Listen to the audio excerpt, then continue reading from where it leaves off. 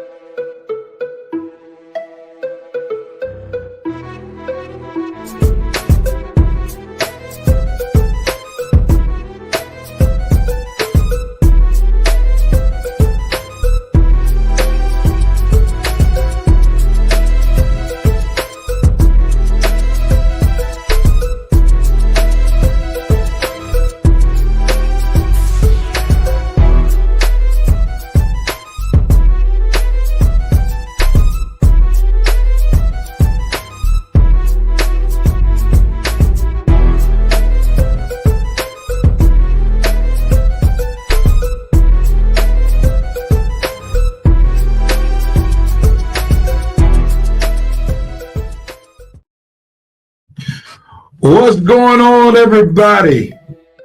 You're watching the Red and Rev Sports Show. At this time, mine is Red. At this time, mine is featuring Coach. And Rev is running solo until Coach gets his technological difficulties straight and we find out where Red is. But nevertheless, the show must go on.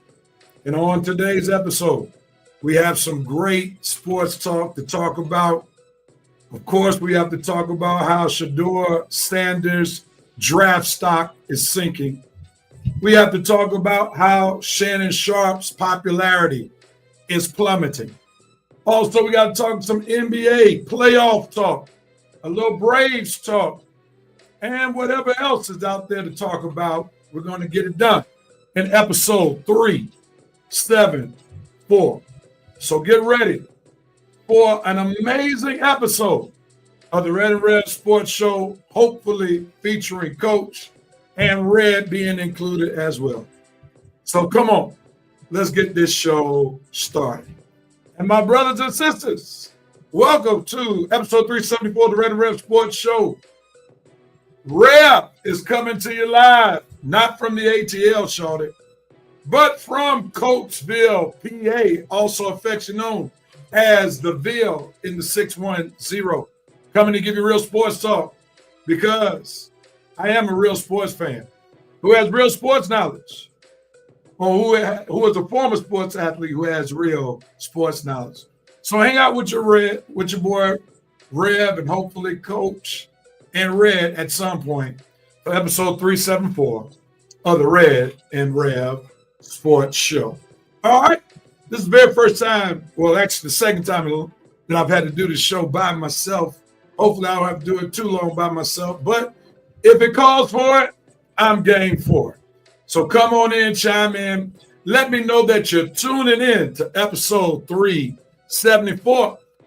And if you don't mind, please like and share this broadcast. Please like and share this broadcast. Who knows, your share might be the share that might bring somebody else to Revanite Nation. So looking forward to having a wonderful episode. Coach was with me during the pre-show talk, but his technology is failing him at this time, and we hope that Red is doing all right. We know earlier during the week, Red had some health challenges, and we pray that he's doing better, and hopefully we'll see him. He sounded like he was going to be all right on yesterday, but we don't know what is taking place between yesterday and now. So let's be in prayer for Red. We pray that he'll be okay, and also we'll continue to lift up Coach, who's had some challenges, but hopefully he'll be on the show. With that being said, let me welcome Revanite Nation real quickly. There's some people who've already chimed in. What's going on, Brother Winston? Say what's going on, fellas, in chat. Chat, smash that like button. Y'all are sharing. Appreciate you, brother. Good morning to my mother, Sister Sylvia Harris, or as Vincent Woodruff referred to her as Mama Wildcat Harris. Glad to have you this morning, Mother dear. The VP is in the building, ready to slam down the gavel to get to yet another fire episode of the Red and Red Sports Show started. Revanite Nation, rise up like you're about to draft a top player. Let's go. All right. And then the VP said, Coach built a draft room and he's having technical difficulties. All right. He also says many prayers to our entertainment and sports friend, Red Rose. And like I said, I don't know if he's going to be on or not, but I do know he had some health challenges earlier during the week. And I don't know if anything flared up between yesterday and today. And VP, I'm going to send you something real quickly. If you're available to come on, man, I'd love for you to come on, VP, if you want to come on today. I know you travel quite a bit, but if you like to come on, man, let me know. Good morning to you, Pastor Clarence Hampton in the ATL. Thanks so much for tuning in, sir. And Sister Verdell Beckman is saying good morning all the way from Columbia, South Carolina. Glad to have you, Sister Beckman. Truly appreciate how you support not only this show, but the other show that I do on the 610 Seville Sports Network. Truly appreciate you. So y'all forgive me right now if I keep looking down because I'm trying to adjust, as I wasn't planning on doing the show at any point by myself. But, if I got to do it, I got to do it. I understand. Got to go to the family reunion. I got you. I appreciate it. Well, I'm just going to do what I do and make it happen until Coach, he's trying to get his technology together, but unfortunately, it's not working as of now. But as I said earlier, the show must go on. So what is Rev, doping, noping, and coping about? And I must dope on my favorite team out of all the teams in sports. And I got to dope on my Atlanta Braves. The Braves have been balling recently. They swept the Twins. Then they took 2 out of 3 from the Cardinals. They won last night against the Arizona Diamondbacks. So they have won 6 out of their last 7 games after starting the season 0-7. So I got to show my Braves some love since I was very critical of them during the first week of the season. And they have beaten Cardinals with, I guess, a decent. Diamondbacks are pretty good this year. So they have 2 more games with the Diamondbacks. But let me give it up to my Braves for winning 6 out of 7 games. Oh, yeah. All right, now to Rev's note moment. And my note moment has to go to J.J. Redick, coach of the Los Angeles Lakers. Now, your team is undersized. You know the Timberwolves have Rudy Gobert. I don't understand why he's not hardly giving any minutes to the one serviceable big man that he has in Jackson Hayes. He is wearing out his players. Luka, LeBron, Rui, who have to try to rebound against all that athleticism that Minnesota has in Ant-Man, McDaniel, Randall, and then they got the 7-footer, Rudy Gobert. You got to play Jackson Hayes more than 9 minutes. No, he's not a great offensive player. But you need him to be able to spell Luka and LeBron on the defensive end, and where he can get some rebounds that they are struggling to get. You're asking them to score, defend against a more athletic team, rebound against a more athletic team and taller team. That is a tough task, and maybe, just maybe, that's why the Lakers find themselves down 2-1, dispelling Shannon Sharp's notion, Lakers in 5. The best the Lakers can do right now is Lakers in 6.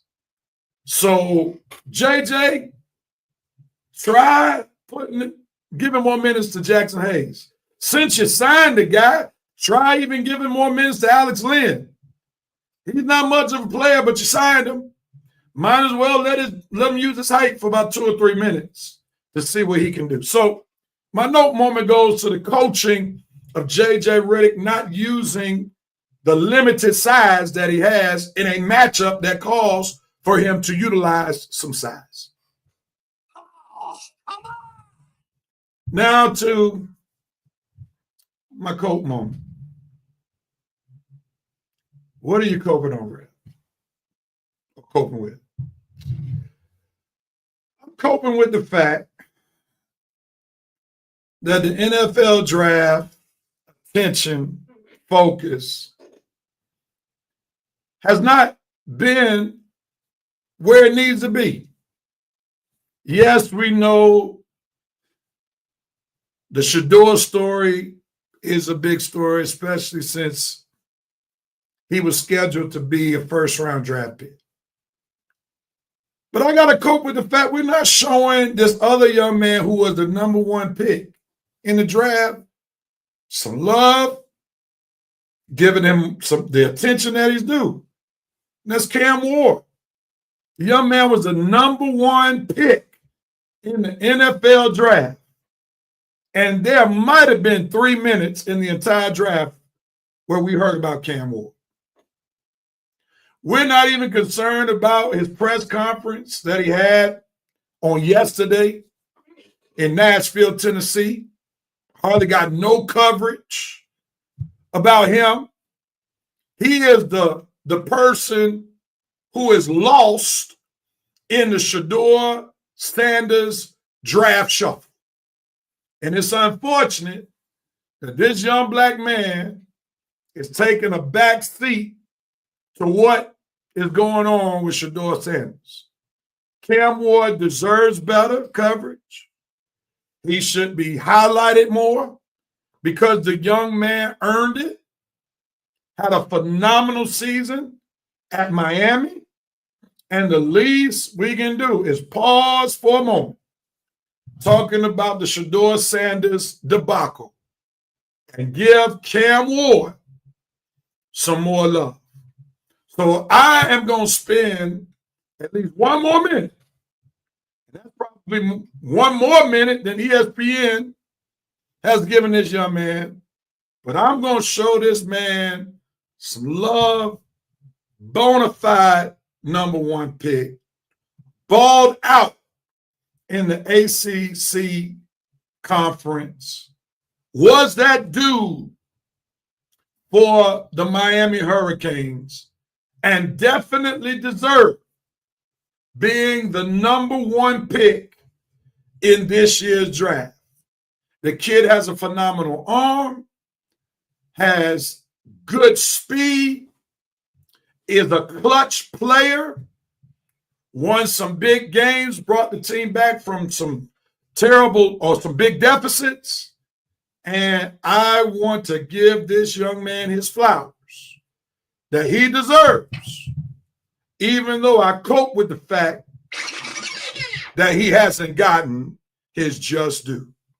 So I'm going to give this man some fireworks because he deserves it. I'm giving it up to Cam Ward, who balled out and deserves some more draft coverage during the NFL draft. All right? That's enough of what Rev had to say. Rev and I Nation, do your thing. What are you doping, noping, and coping on? I doped. I've noped. And I coped. I doped on my Braves.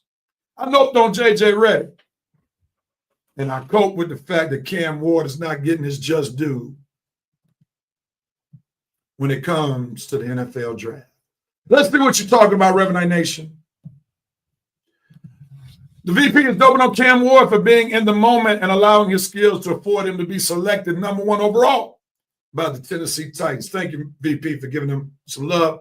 The VP's noping on ESPN, not showing the number one overall pick much respect and attention that has been afforded to the number one overall picks in the past, in particular, QBs.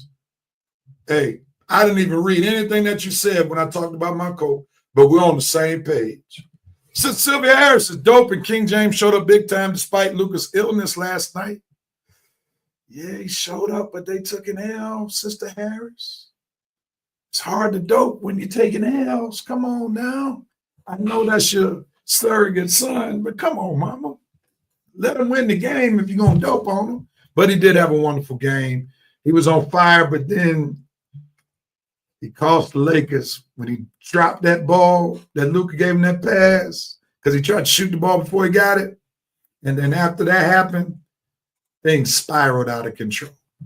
All right, Sister Harris is noping on NFL's jealousy of the facts that Shedeur is neither fatherless, poor, or inarticulate. Ooh, you're not going to like what I have to say later. I don't know. I don't know. I should bring my mama on the show today because it seems like we're not on the same page. All right.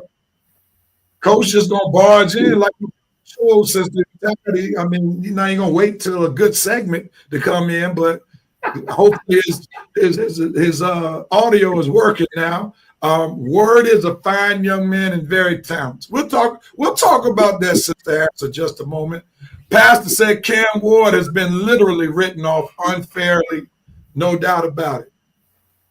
The VP said double note. ESPN using the standard soccer to keep those ratings up. And yeah, I don't know if that's ESPN's fault though, because they did ease off in his name yesterday, and because people were just waiting for his name to be called, that's why they stayed tuned. I mean, I stayed tuned looking at the second and third round more than watching the Lakers and the Timberwolves game. So that definitely was more compelling TV than the NBA playoffs. Was like, when is Shedeur going to get picked? And they didn't even mention Shedeur. So I got to give ESPN a little pass on yesterday, because it must have been clear that Deion Sanders and Shedeur Sanders handlers must have called ESPN and said, keep Shedeur's name out your mouth, because they barely mentioned him on yesterday. Let's see. The VP also said, if not for UM's defense, the Canes would have been in these playoffs. Those playoffs led by their superstar leader, Cam Ward. It sucks that they are poo-pooing on him, and that I agree with everything you just said. Clarence Hampton said it's a shame he has to redeem himself before his career even starts his career. Okay, that's a fair point. Jameson, a.k.a. Joe Black in Jacksonville, Florida, says, "Dope, the Falcons aggressively fixing their problems." And if you are a Falcons fan, if you've been crying about they haven't had edge rushers, then you have to be happy with what the Falcons did in the draft, even though some may question how they gave up a first-round draft pick next year to get back in the draft to draft the defensive lineman from University of Tennessee. So we'll see. He better put in that work, that's for sure. He's noping on the fact that the commentators making the side of Sanders bigger than people getting drafted. Yeah, I can understand that. The VP is coping with the fact, Deion Sanders, your persona and your disruptive influence in collegiate athletics may be a contributing factor in Sanders, his son's fall in the draft. There may be a 30 for 30 produced about this. Woo! I don't know if Mama Wildcat Harris is smiling after that one, VP. Shots fired at Coach Prime. And if you stay tuned, I don't know. That might not be the only shots fired that Coach Prime, as coach, would say, stay tuned. All right, the VP said this. Correction on my double note. But the NFL living off the ratings of the saga, my bad. Yes, they are. For sure they are. For sure they are. Joe Black, a.k.a. Jameson, says he's coping with the fact still his first-round pick, losing his mom after being drafted has to be bittersweet. That was a heart-wrenching story.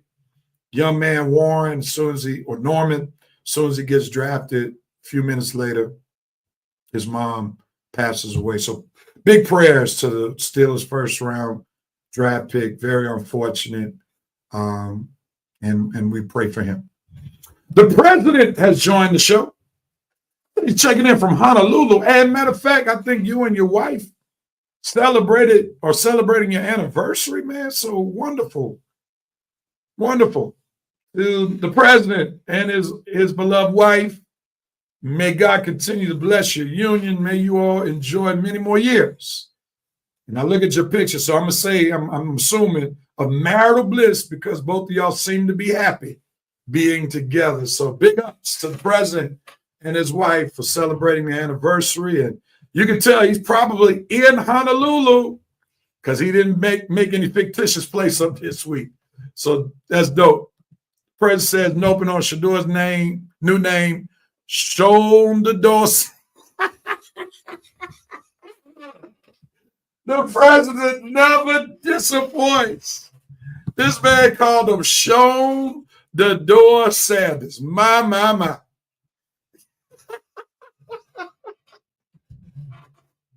Mr. President, you outdid yourself on that one.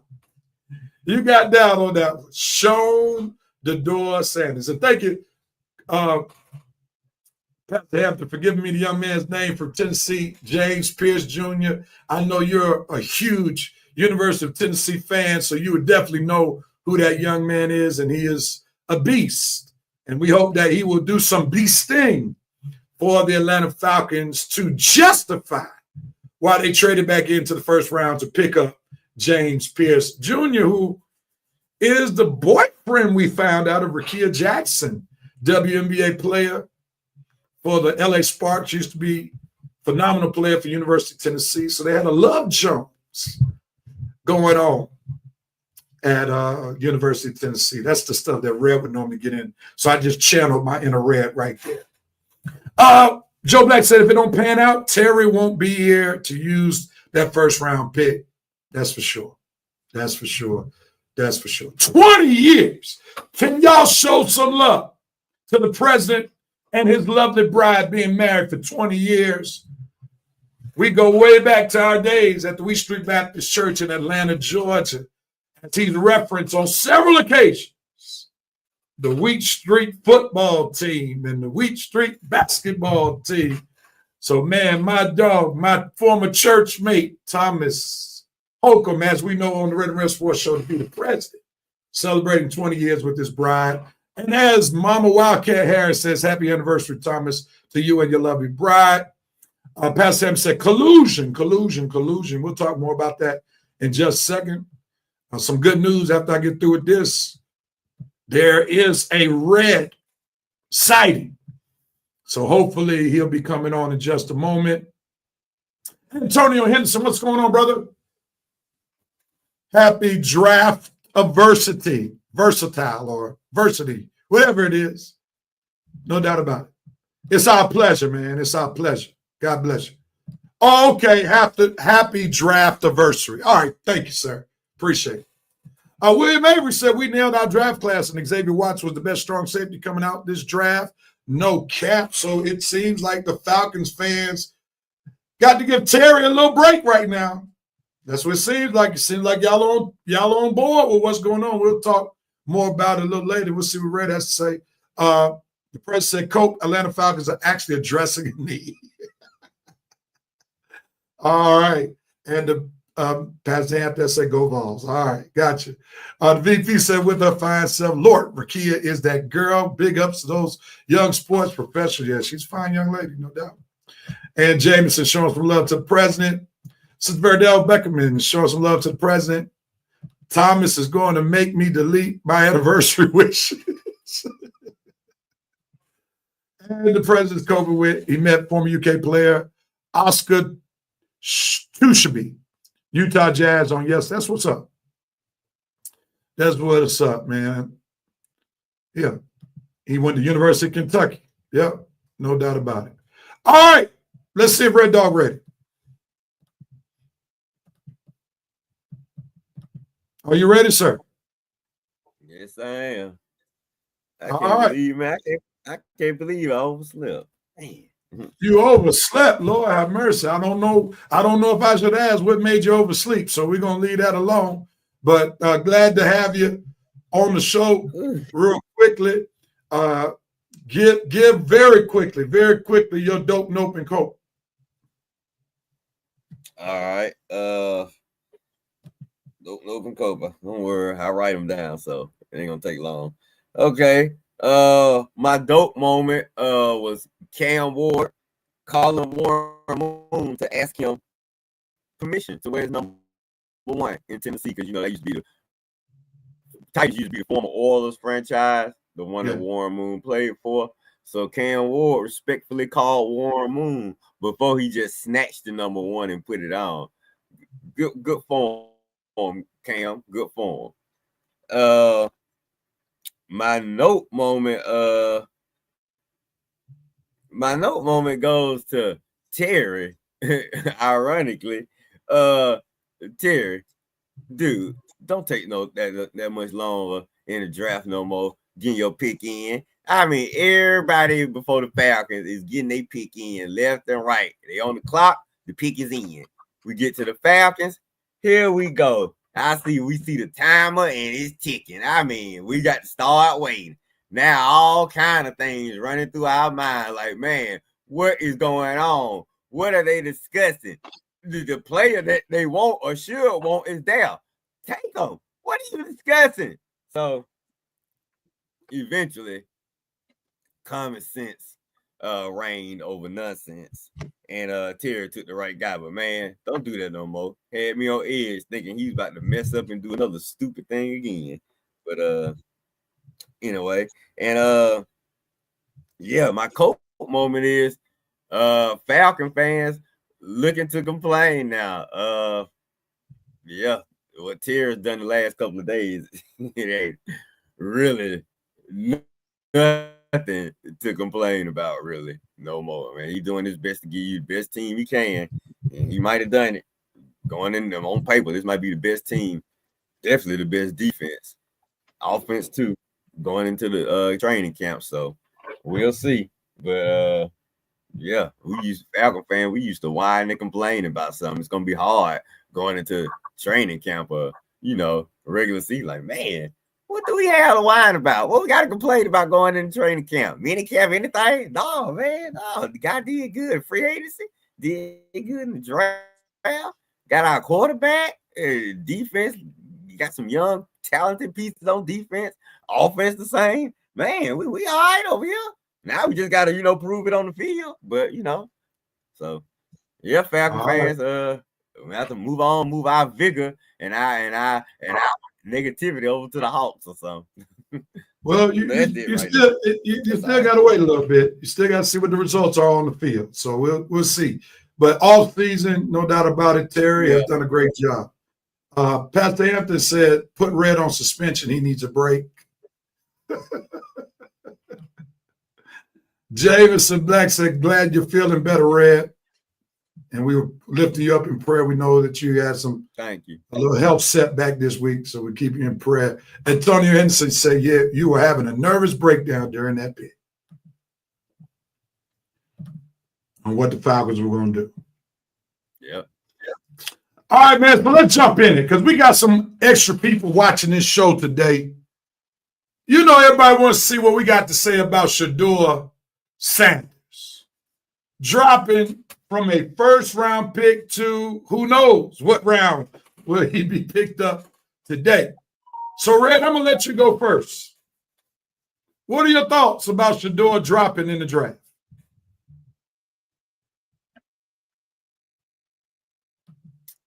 Oh, man.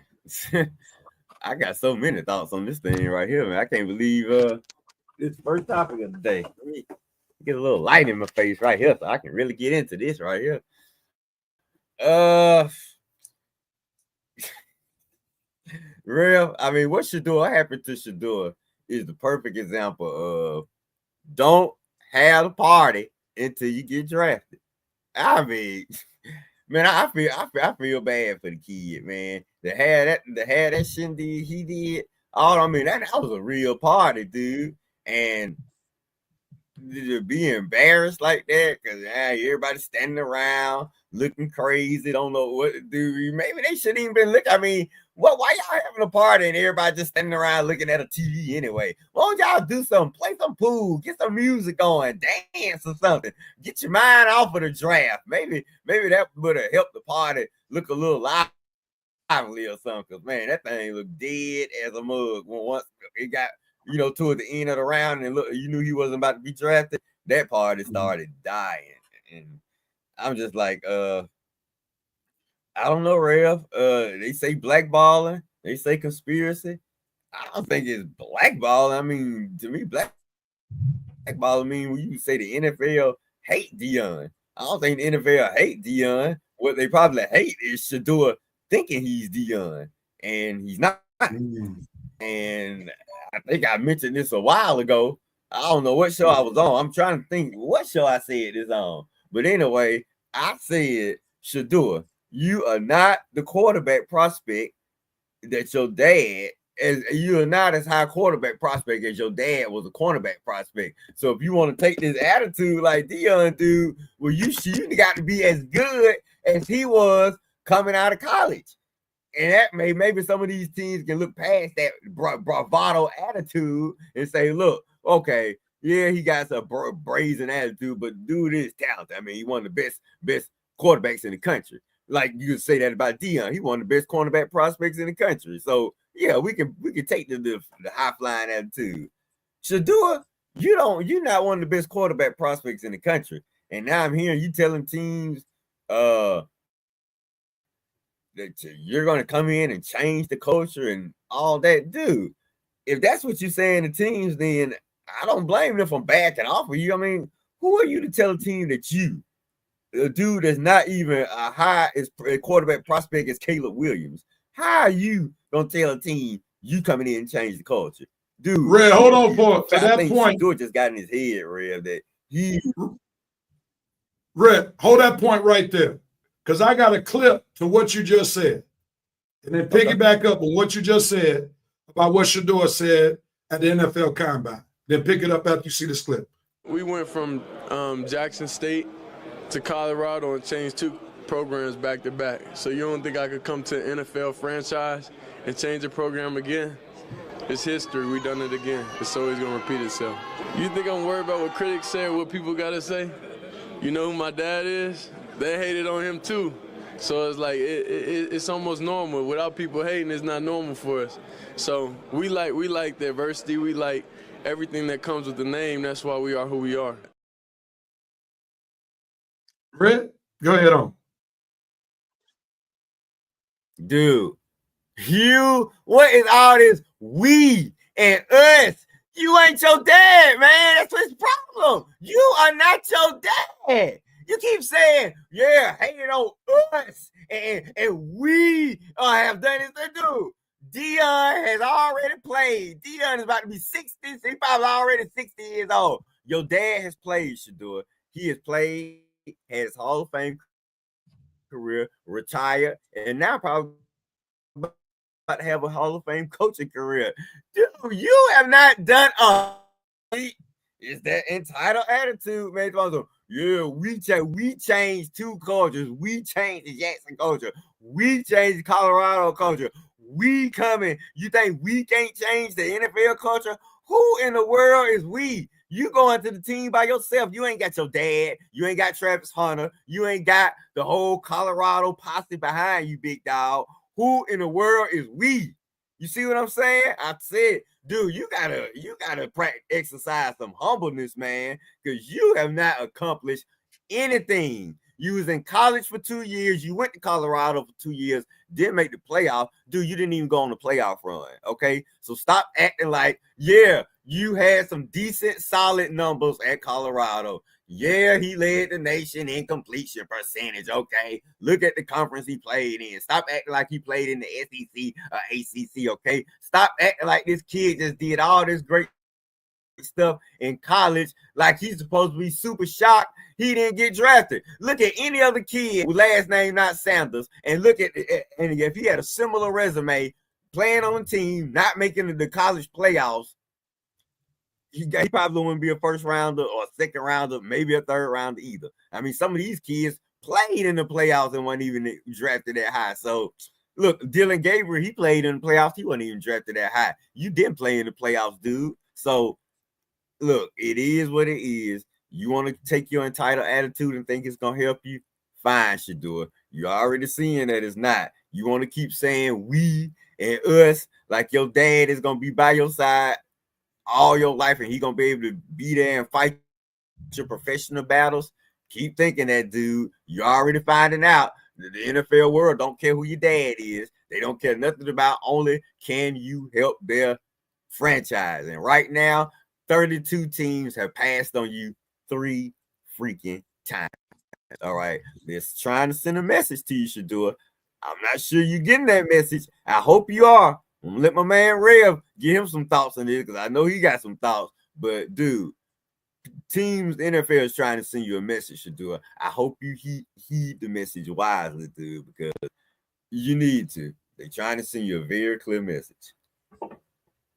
All right, let me give some comments from the Revenite Nation before I go. It says they showed some video when the Saints were up. They selected this kid, Freon Louisville. Deion mentioned to turn the music back up. The president said, "Dear Shador, you can't get a job when you choose not to show up for the interview. No combine, no pro day, no metrics for scouts to evaluate. Teams don't want the proverbial circus." Pastor Clarence Hemp said, "That's a negative on part of your thoughts about hating on Deion and Shador." The VP said, "What QB doesn't feel they can come in to change the culture, at least the winning culture or lack thereof?" VP said, "At this point, Shiloh's no covering behind Mike and Draft." Obviously, the teams ain't feeling what he said. So y'all can have all these thoughts you want to.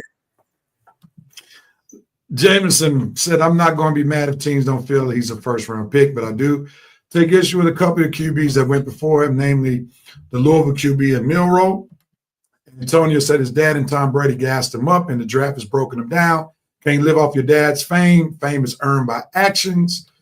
Pastor said, Mike, you're correct about deserving the pushback. That's from one of my Facebook posts. He should learn to be humble, but it's not in his nature. VP said Baker Mayfield and Johnny Manziel just entered the chat.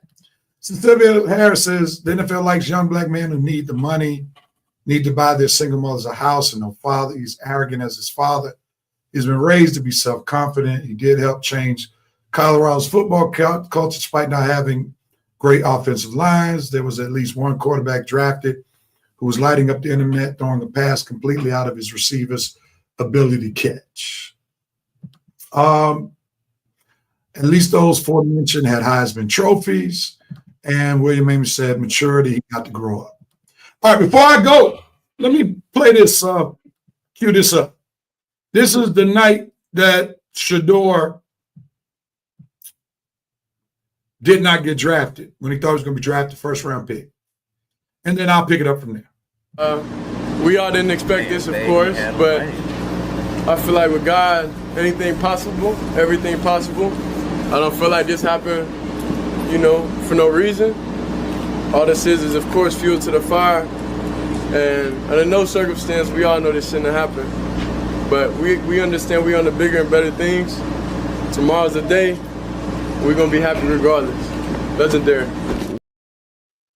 Now I want to piggyback up on what Antonio said, his dad. I'm going to start with this. I'm not going to include Tom Brady. His dad gassed him up, and the draft has broken him down. Ray, you said a lot about Shedeur, and I agree everything with what you said. While I would say there's a missing piece to what you said. Shedeur didn't become like he has become without help. And the help came from his daddy, who gassed him up to believe that he was that dude, or he was almost the equivalent to what he was when he played at Florida State. Give me about 6 good minutes to talk right here. When Shedeur came out of high school, man, I'm chill. When Shedeur came out of high school, he was a 3-star recruit. A 3-star, not 5-star. That's the highest. Right. 3-star recruit. All right. I think he was going somewhere in Florida, like Central Florida, South Florida. His dad gets the JSU job.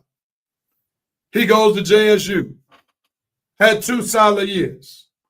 Remember, he did not win the Black College Championship. Lost in the Heritage Bowl twice. So no championships besides SWAC championships in Black college football. So we know transferring is a big thing in this day and age. They even rate the transfers. They give them stars. So he leaves JSU as a 4-star quarterback when he goes to Florida, not a 5-star. 4-star. He does have a solid career. He breaks the Colorado passing record in 3 years. He broke the touchdown record in 3 years, like 4th or 5th in the passing yardage column for Colorado. So he had a good career. Now, he didn't have a 5-star career. He had a very good career, not a 5-star career. Because when you look at the tape, which scouts look at, and when he played the top opponents in college football in 2023 and 2024 that his team played, his stats were very average. Okay? The top team that he played in 2023 was Oregon. Oregon beat Colorado 42-6. He was 23 for 33, 159 yards and 1 touchdown, and he rushed for negative 34 yards. That's not Heisman Trophy numbers. That's not best quarterback in the nation numbers. Nope. Yes, y'all going to say he didn't have a good line. You're right about that. And I'll address that in just a minute. So let's go to 2024. The best team that he played against was BYU in the last game. BYU beats Colorado this past season 36-24. Here's Shedeur numbers. 16 for 23, 208 yards, 2 TDs and 2 INTs, negative 34 yards again rushing.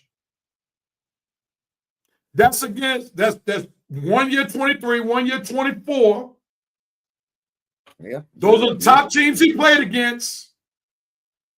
Those are not legendary numbers. Okay? So now for all those folks, He's always choked when he played big games. Well, no, but the folk gonna say he didn't have a line. All right, let's use that argument. If you know your best games against top defenses weren't good, then you gotta not allow your dad to blow your head up to think you're a generational talent. That's even more the reason why he should have played in the Senior Bowl. That's even more the reason why he should have participated in the NFL Combine. But because Dad blew his head up to make him think that he was on the same playing field or stardom of Travis Hunter, who came into college, even though going to Jacksonville State as a 5-star recruit and the #1 recruit in the nation. And he chose to go to an HBCU. Travis Hunter literally go to any school. Coach, if you ain't ready, man, stay off. He can literally choose any school in the nation to go to. But yet, his dad had him believing all throughout college that he and Travis Hunter were 1A and 1B, and that was further from the truth. So Prime, because of that, right, they hanging together, best friends. Yeah, like he's that dude. Now, here's the thing: if Shedeur had 50% of his daddy's speed, then he would be that dude. But you can't make a strong case that he should have been a first-round draft pick when the dude is not playing the top-notch college competition. Because as Red, you alluded to, he played in the worst Power 4 conference. Big 10, SEC go neck and neck. Yeah. ACC under, and Big 12 is at the bottom. And you're averaging negative 34 yards rushing, playing against subpar competition. Well, I won't call Oregon subpar competition. That's what I'm saying, man. Folks acting like, yeah, folks acting like he was this high QB prospect. This was a bad QB class from the beginning. And the fact that he wasn't rising up above, the fact that Cam Ward was even equal or above him as a prospect should already have let you know Cam Ward wasn't even on nobody's board last year. So all of a sudden, how did he come and jump you, Shedeur? That lets you know, dude, you're not as good as you think you are, man. Because if you came out last year, you probably would have got drafted. Then you come back. He's more flash than substance, and his father created that monster. See, we can't dismiss what Deion did. Like Deion let this young man, and I played college sports. I coached basketball. I know guys who played on high level. I've never seen kids being allowed to be blinged out on the field. Got these watches that he's flashing, that he's getting paid for to advertise, but you letting that happen on the field, flashing and stuff like that. Come on, man. What are we doing here? And folk want to talk about that ain't confidence, it's arrogance. It's being disillusional to think that he's that dude. And now the draft in particular the first round, is helping them understand, hey, bro, you're not that dude. You're not Travis Hunter. You're not your dad. You're not even Travis Hunter. Stop it. And Deion did not help when he retired Shadour's jersey because people are going to be in their feelings. You have not seen, here it is. Remember we talked about this last week about Colorado players who should have had their jersey retired? Like Cordell Stewart, like Michael Westbrook, like Rashawn Salam. Now, Salam is dead. God rest his soul. But, oh, yeah. Yeah. Have you heard Cordell Stewart make a statement yet about Shador not being drafted? Has there been any posts? They doing this dude wrong? No, but I would be surprised. One on the way. I mean, here it is. I can make an argument that Shador is not a first-round draft pick. Now, will I say he should have been drafted? Now, of course I'll say that. And I'm not going to sit here and say he should not be drafted. But his personality ticked people off. Okay, I'm going to play this clip again. The first one I played. And I want us to have some real conversation. Right. Let me play this clip again. The first one I played when he was at the NFL Combine. We went from Jackson State to Colorado and changed 2 programs back to back. So you don't think I could come to an NFL franchise and change the program again? It's history. We done it again. It's always going to repeat itself. You think I'm worried about what critics say or what people got to say? You know who my dad is? They hated on him too. So it's like it's almost normal. Without people hating, it's not normal for us. So we like diversity. We like everything that comes with the name. That's why we are who we are. All right. First of all, I never knew that Jacksonville State was a college football powerhouse. I didn't know that, number one. Okay.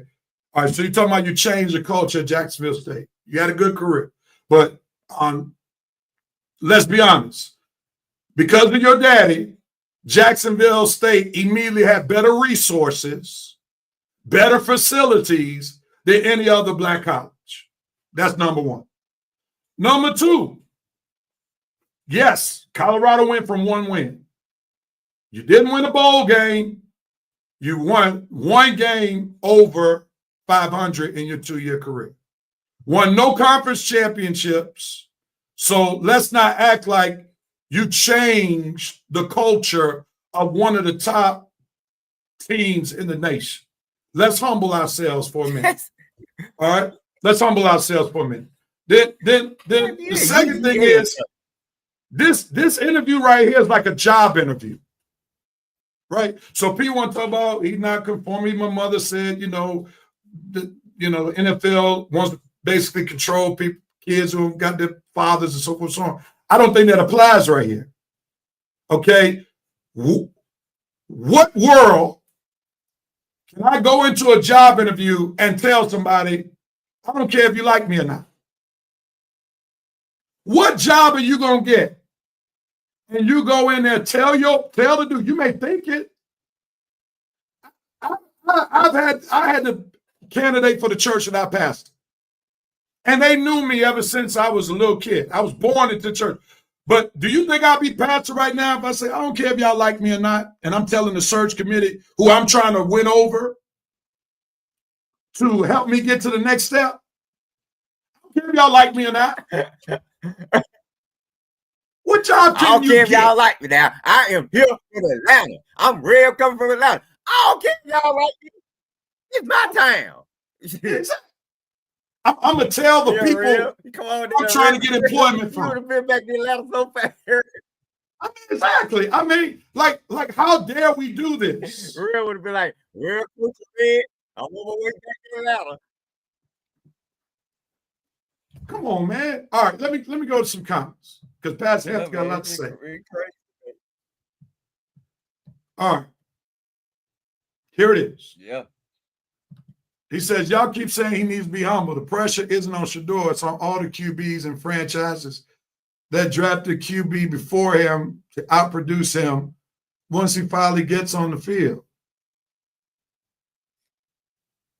The pressure isn't on Shedeur. He ain't got a feel to get on right now. He ain't on Shedeur. So wait a minute. So if he can get drafted by a team today, get on the field and completely suck, and the pressure is on, and we're gonna be looking at the other teams because the guys they took before him didn't do good. No, the pressure going forward and for the rest of his life is for Shedeur to prove, dude, you are not your daddy. You are Shedeur Sanders, and you need to get that out of your mind. Real, I swear, I ain't heard dude talk about his daddy like this since JR. You want to talk about Jock like, man, my daddy was shoot. At least JR had some of Jock's, ruthlessness and power hungriness, man. If you're gonna be talking about your daddy, you better have something of your daddy to present to everybody, or not, we're gonna be looking at you like you a fool, like we looking like Shedeur. My daddy, man, they hated on my daddy. We used to folk hate it. Ain't no us, dude. They hated on your daddy probably because your daddy was a great player, and great players get hated on. Ain't nobody hating on you, dude. It's nothing to hate on. And to the point, Deion could be what he was because he was that dude. Like, matter of fact, it was reported that Deion, when he was being drafted, met with the New York Giants, and they made all of their draft hopefuls do a test. So before Deion did the test, he said, where are y'all picking? The Giants were picking like number 17. He said, I don't need to take this test. I'm not going to be around anyway by the time y'all pick. He knew he was that dude. So he could be cocky. Yeah, he could be arrogant. Matter of fact, I like what someone said on one of the sports talk shows yesterday. They said, your talent has to be bigger than your distractions. Prime's talent was bigger than his distraction. Yeah. Another one. There was a lot that went on with Travis Hunter and his girlfriend. People could view that as a distraction. But his talent superseded the girlfriend distraction, and that's why he was picked number 2. Okay? All right, so Mama Harris says this. How many drafted quarterbacks have all that distraction, dude? How many drafted quarterbacks have 5-star career? That I don't really know. But here's the point I'm making. Shedeur is already acting like he's had a 5-star career. Like here's where his daddy's messed him up. Son, I love the confidence, but why are you marketing this legendary? You have done nothing legendary in the NFL. So why would you market yourself as legendary? And here's another point I was going to make. How many grown men in an NFL locker room are going to gravitate to Shedeur, who's already marketed himself as legendary and has not accomplished anything more than anybody else in that NFL locker room? One of the things I had to learn when I got recruited by Morehouse, I know it's apples and oranges. Keep telling them, man. All of us came in my class. Hold on a second, Red. All of us came in all city, something, all region. When we stepped foot on that campus, the players and the coaches let us know that didn't mean nothing to here because you haven't done anything here at Morehouse. So you didn't do nothing really legendary in college. You didn't win the Heisman Trophy. So why will grown men sit there and listen to you with all this bravado talking about you're legendary and you haven't done anything legendary? That's where Prime should have stepped in and said, son, do something first before you start shouting and labeling yourself as legendary. That ain't the white man's fault right there. Let's be clear. Because that's what we want to do is make this a race issue. It became a race issue because Shedeur was not respecting the process. Anytime you are trying to get a job, you conform to the environment. The way he's acting, that's fine if he got his own league. That's fine if his daddy got his own league. But he's trying to get into a league that is owned by billionaires, all white. And that brashness, when you don't have superstar talent to overcome the brashness, it's not going to work. So let's not act like Shedeur is blameless. Let's not act like Prime wasn't complicit to what's going on with Shedeur. For us as people, and we want to make everything a race thing. And you all know I ride when there's a just cause. But I'm not going to sit here and blame the billionaires on this one. Colin Kaepernick, yes, and every day. On this one, Shedeur made his bed. Nobody told him to build out a legendary studio for the draft. He did that. He counted his chickens before they hatched. And now he's being embarrassed because of it. Let's put the blame where the blame should be. All right, Brother Dave said being overconfident can be caused, especially when you have not played an NFL game. Exactly. And he's finding out the hard way. Mama Harris, I love it. The answer to your question is Cam Ward is the only 5-star. The others have been rated 4 stars. Repost, Pastor Harris, you're my brother, beloved. Most of the insights are good. I actually go along with some of your points. However, this time I believe is to say this. Colin Kaepernick is clearly at work. The Good Old Boy Network will now allow one person to subvert their processes and undermine their authority. Deion changed the game in the NFL. He's currently doing the same in the NFL, and the powers that be are. All right, we'll get to it. He said, I got some bars. Wrote another's main fame. Pops and Brady done gassed up only to get to the draft and get passed up. No fame in your shame. All right, thanks for Falcons OTAs in May 27th. Pastor, here's the truth. He's proven himself to be consistent. Even if you say he's consistent at average, he's a 4-star with the other QB, and he did lead the team to a bowl, even if they didn't win. Average doesn't work in the NFL, Pastor Hampton. That was average in the NFL. You can't be average in college football. You can't be average in the NFL. And you can't be average being in one of the lower, well, he was above average, but you can't be above average in the worst conference, Power 4 conference in college football. Let's look at it from that standpoint. So we want an above average quarterback to be given or to be drafted a number 1 draft pick, a first-round draft pick. How does that work?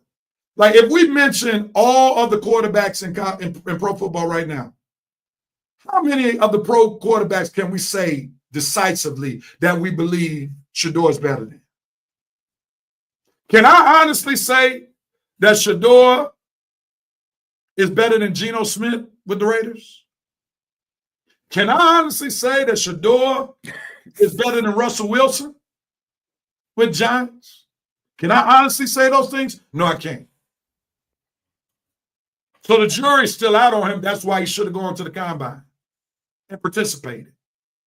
That's why he should have gone to the Senior Bowl and participated. Shedeur put himself in this situation because he bought into the hype of his dad. Fathers are supposed to do that to a degree. But when you start allowing your child to be delusional, that's where the problem becomes. Jackson say, thank you. All right, thank you, sir. Jackson, thank you. The pressure isn't on Shedeur because he's slid so far outside of Ward. No one was measured as his peer. Y'all personally bringing his father into it, and we talking about this man. His father is to blame. His father created the monster. His father made him entitled. His father made sure he never had to compete for a starting quarterback job. Did he have to compete for a starting quarterback job at Jackson State or at Colorado? No. Prime went in basically saying, my son is the quarterback. His father had his jersey retired at Colorado.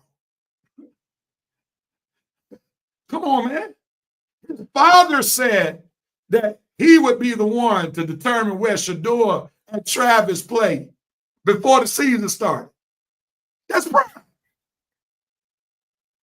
Didn't he say? Did he keep talking about we Red in the clip? Yeah. Right. What you talking about? We? Yeah. Who was the we? We and us. We. Who was he talking about? He wasn't talking about Travis Hunter.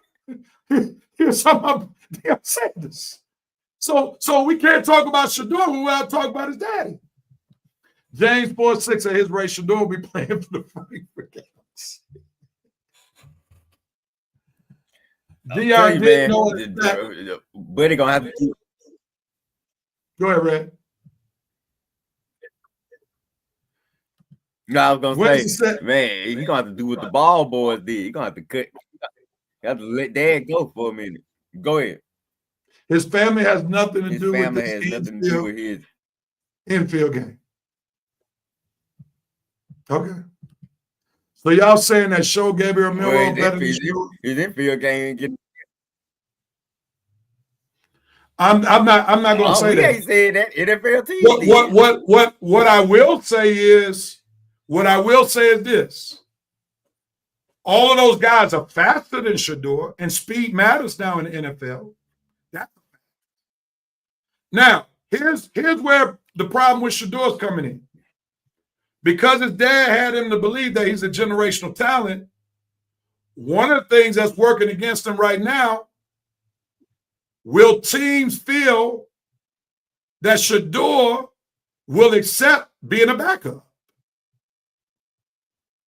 If he believes he's a star and he's a starter day one, and clearly the NFL feels differently now,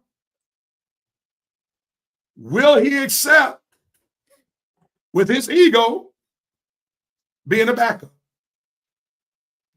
That's a tough question. Let your apple shine, brother. Nah, Milroe is average. I agree. But he's flat. Go ahead, Red.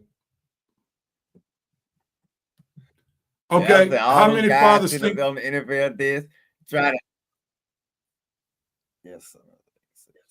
Yeah, plenty. How many fathers? Okay. Now I'm glad you brought that up. This is my mother, everybody.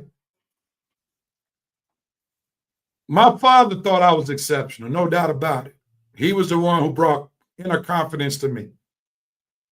Sister Harris, I want you to think about it. If I were brash and arrogant, do you think Michael Neely Harris would have supported that? Do you think Michael Neely Harris would have sat his son down? Do you think Michael Neely Harris would have gassed his son up to think certain things about himself that wasn't true? Now, I know Michael Neely Harris well. You know him better. But I know the carrying on that Shedeur is doing, like he's that dude, like he's a generational talent, Michael Neely Harris would have never gone for that. And we're in the same field. If I felt like I was entitled in the preaching, he would have stopped that. He would have cut that out of you right there. He would have. You know my dad, Red. Right. Come on now, Sister Sylvia Harris. Yeah. Come on now. He wouldn't let you get. He would have made it 21 or 22 with that attitude. He would have shut me down. He would have shut me down. Period. Yeah, not talking about you gonna follow in his footsteps as a preacher. Exactly. Being that brash. You would have changed, bro. Exactly. The legendary argument is a real. Deion doing his own legacy of disservice. Instead of you got this kid. You breaking up, Red. Pat Sampson, the legendary argument is a real valid point. I agree. Sylvia said they really don't know Shedeur's full capabilities because he was not properly, you might want to say, protected. That's why he should have gone to the Senior Bowl so that he can shine when you got guys who are vying for the NFL. See, Shedeur had some missteps. We can't dismiss that. You can't sit up there and say he wasn't protected and then he declines to go to the Senior Bowl to show off his talents in front of a better line.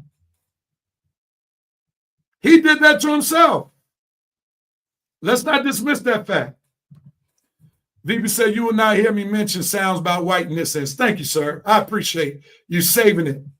What's up, Jerome Case? I know he got something to say to defend. Here it is. I knew it was coming. I'm not racing the race card, though it is implied this is about power. No doubt. Now it's become personal. But Deion and Shedeur stepped out of bounds. When you start talking about, I don't care who likes me or not, and you're going to tell a future employer that, could you keep your job? Could you apply for a job and tell them, I don't care if you like me or not? That's self-induced. We got to do this. Stop the cap. Yeah, that's stop the cap. Wrong route. I can't believe Deion allowed him to go on this route. He is an above average college football QB. That's what we know. I'll give him solid. Is he great? Is he sensational? He wasn't sensational against Oregon. He wasn't sensational against BYU. He's 0-4 against every team that finished ranked by the end of the season. So don't say he's great. Don't say he's phenomenal. Don't say he's a generational talent. Don't say that.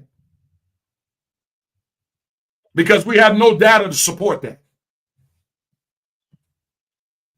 3 Dirty says the league wasn't ready for Deion because he was a pioneer. They ready this time. That's a good point. But Deion's talent, though, allowed him to be brash. The dude locked up one side of the field. The dude's speed was ridiculous. He was one of the best return men. He was that dude. So they were going to let him do what he's going to do. Right. And what did his son do at did his son one of the fastest runners in college? No. Was his son one of the best passers in college? Well, he had a high completion rate, but that's kind of fuzzy because, like, go back to the games I mentioned about Oregon and BYU. He averaged 7 yards per throw against Oregon and 13 yards per throw against BYU. That shows a lot of dinking and dunking. That's part of the reason why the New York Giants traded back and in the first round didn't get Shedeur. They got Jackson Dart because he can push the ball downfield better than Shedeur. We don't really know he can push the ball down the field like that. Somebody would say, again, because he didn't have the line. Well, go to the Senior Bowl. Show people you can push the ball down the field. That's where you mess yourself up. Okay? Pat Simpson, I agree. He should have gone to the combine. This is about power. VP said, I really believe that Deion felt that this situation, much like the Manning and Elway situation, those are not the same. No. Archie Manning knew his son was going to be the number 1 draft pick. He knew it. That's when he started exercising power. Deion and Shedeur started exercising power before they had the power. That's the difference. Pat said there was crap having either jersey retired. It's about power. I wouldn't say that's crap. Because the jersey retirement before the kid has even finished the school year is about entitlement. So that causes the owners to double down and exert more power because they see this kid as entitled. How is it people who have been away from the program for years and won a championship with Colorado, their jersey's not retired, but this kid just finished playing a game 3 months ago and his jersey retired? That's not going to sit well with a certain group of people. So that alludes what I'm saying, that Shedeur doesn't have pressure. He does have pressure, Mr. Winston. The pressure on him is to show that everybody was wrong not choosing him as a first round, second round, or third round draft pick.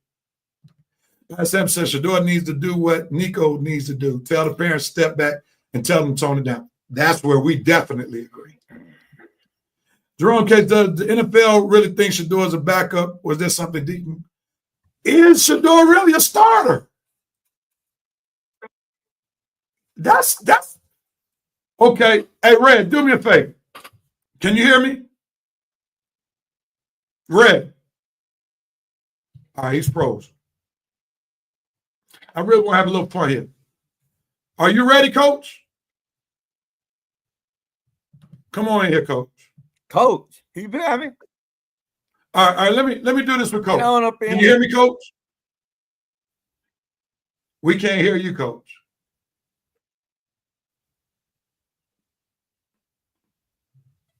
Can you hear me, Coach? We can't hear you, man. Your volume not right. So we'll come back to you. All right. Rick, can you hear me? Can you hear me, Rick? Yeah, I'm still here. All right, let me ask you a question. Yeah, I'm still here. I'm gonna give you 3 quarterbacks. I want you to be honest. Tell me who you take. Okay.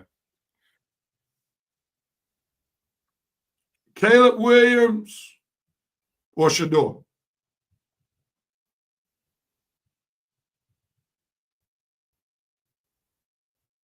Okay, you can't hear me. All right, let me do this for the fans. Let me do this for with the fans, because Red froze. Out of these quarterbacks. Fix that. I'm finna fix that. All right, fix for me. All right, I'm going to move you real quick. So I want y'all to think about this. Is Shedeur a backup in that? He would be a backup in Chicago. I'm taking Caleb Williams over Shedeur any day. He'll be a backup in Houston. I'm taking CJ Stroud any day, every day. He'll be a backup in Atlanta. I'm picking Michael Penix any day and every day. So now the question is, now that he's being drafted in the 4th round, would he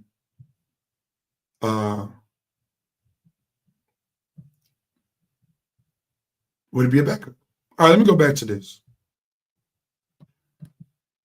Yep, we said that. Does the NFL think Shedeur is a backup, or is there something deeper going on here? They don't know if he's proven.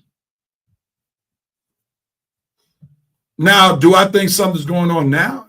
For sure. But first round was justified. Nobody can say that Shedeur is really a first-round draft pick. Nobody can truly say Shedeur was better than Jackson Dart when Jackson Dart played against much better competition and beat some of the top competition in the country. We can't really say he's better than Shedeur's better than Jackson Dart. Horace said, "What's up, fellas? This is Simple Cure. Being a Hall of Fame kid and show how powerful the Shield is." Yep. The Shield let them know, don't care who your daddy is. VP said if he's drafted, which I do believe he will be, what kind of conversation would be had with the GM when they give reason why they passed up Sanders for those number of rounds? I would love to hear the convo. That's a great convo. That'd be a very interesting convo. Sister Harris, Michael Neal was not arrogant as his Deion. I know that. And he would not have infused into his son what Deion has done to his son, which has caused his son not to be drafted so far. That's the facts. Rev, you're on to something. NFL will allow him to self-destruct to prove the point if he can't be a backup. I appreciate you, sir. Indeed. That's a good one. Red's internet service is a legendary. That's a good one. Red, you ready? Raise your hand if you're ready, Red. Raise your hand if you're ready, Red. I gotta let you get in on this one. You see what Jerome said? Yeah. Red's internet service is a legendary. Yeah, you don't say that when I'm having issues. Tennessee picked up Shamir. I appreciate you, iTest, for the update. Prince said, this reminds me of one of your father's sermons. This is definitely a ham sandwich situation. Cesare said, no matter all the arguments, Shedeur should have been drafted. We could agree to that. But we can't dismiss the why he hasn't been. Like we can't dismiss that. That's what we want to. That's what we want to make him be the victim, but he's had a hand in why he has not been drafted. Come on now. Let this be a lesson to every kid that's entitled. You're not owed anything. You have to be professional. Yeah, you have to be professional. Yeah, I got what you're saying. Exactly. Dude, you're not exempt from being professional. You trying to stand out, and you ain't did nothing to stand out. You trying to be Travis Hunter. You not Travis Hunter. You trying to be your dad. You not your dad. You trying to be all these people who are the man, but you ain't the man, and that's something you need to humble yourself. See, I'm thinking these Neil deals are blowing up in these kids' faces because now he got the money. He riding around in the cars, got the honeys on his side. Well, not that many because it was a sausage party at that party at the house the other day. But still, you got the honeys on your side. You just riding around. And I'm just like, dude, you got all these kids getting all this entitlement. And now when situations like this come, now we got folks saying he a victim or something. No, you ain't no doggone victim, dude. You out here acting like you is this big time celebrity and you ain't did a thing yet. You haven't accomplished a thing. You not as talented as your dad. You not as good as prospect as Travis Hunter. When you show hanging with him, though, I tell you, Rev, he like that dude hanging with all the guys that don't accomplish something. But yeah, at the end, he talking a lot. But that dude that you hear talking, he the one that ain't done a doggone thing. And you know what? Yeah. This is the funny thing.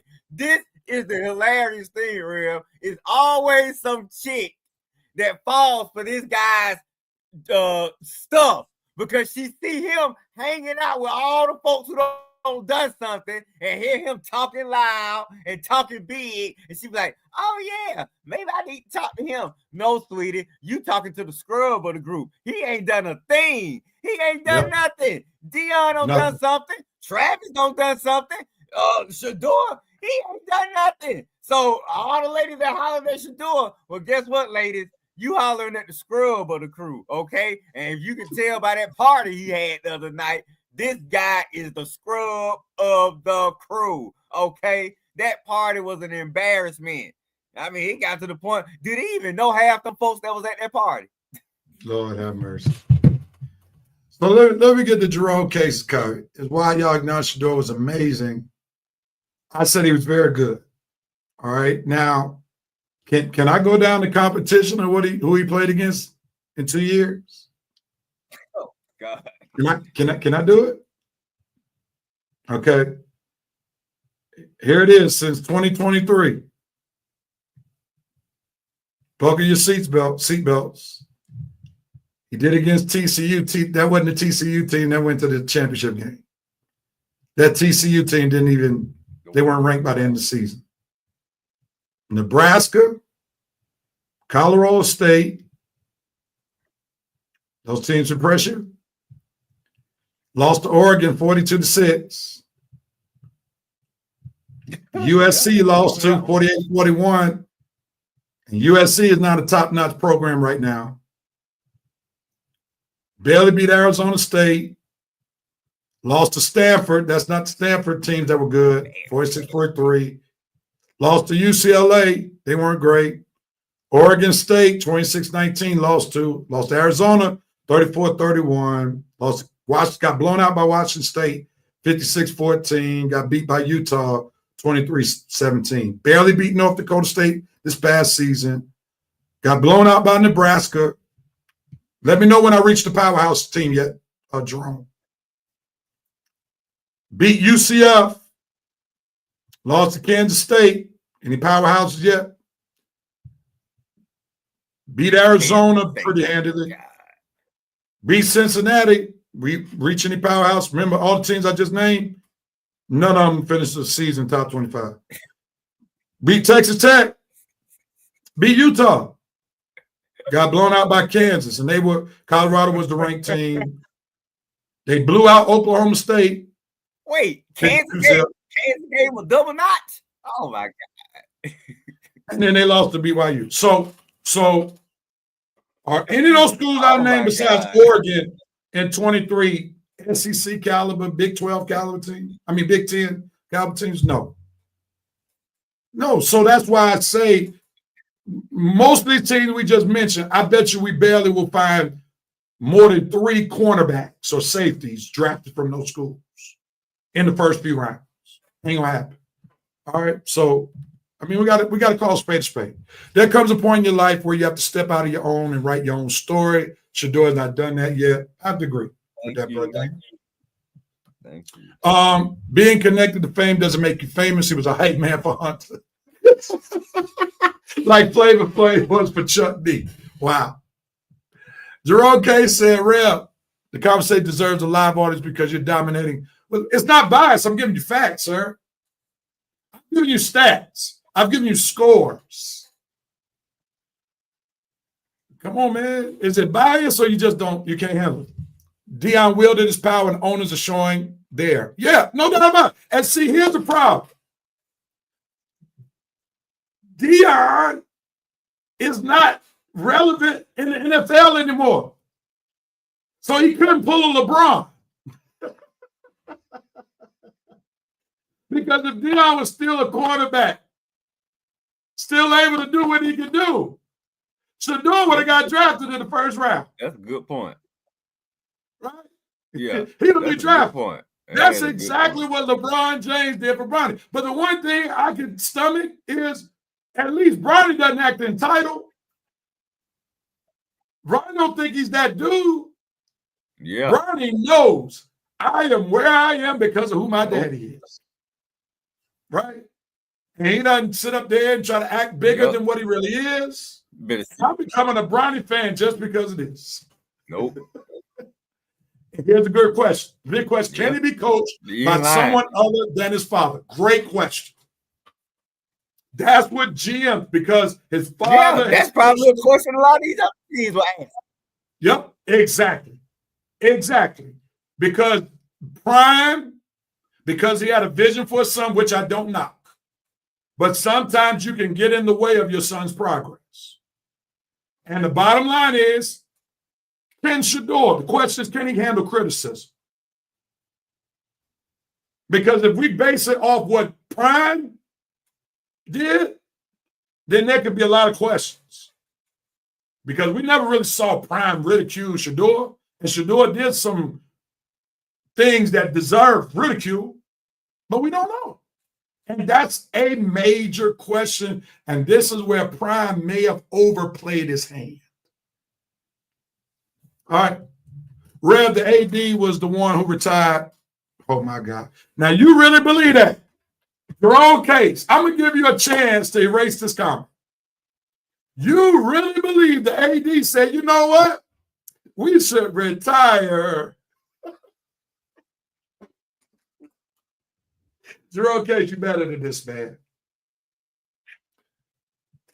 And I wasn't in favor of Hunter's jersey being retired, but his is justified. He was a Heisman Trophy winner. Not too many people won the Heisman.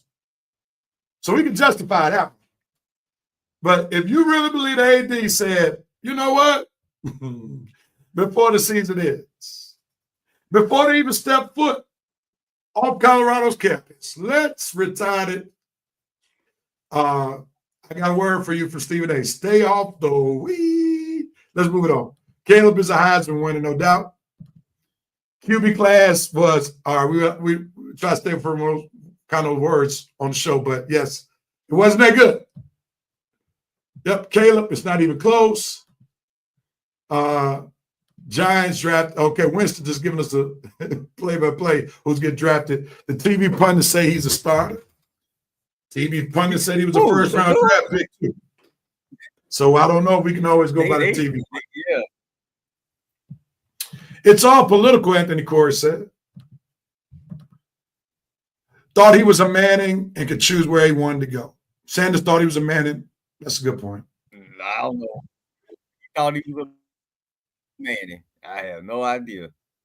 Yeah. Overstep boundary. You got to be in a power position. See, we understand this. We understand this. LeBron taught us this. if you have leverage, you can overcome the system. LeBron had leverage over a white billionaire. That's why he was able to leverage his power the way he did. So we understand the black power dynamic can usurp the white power system. We see it in basketball all the time.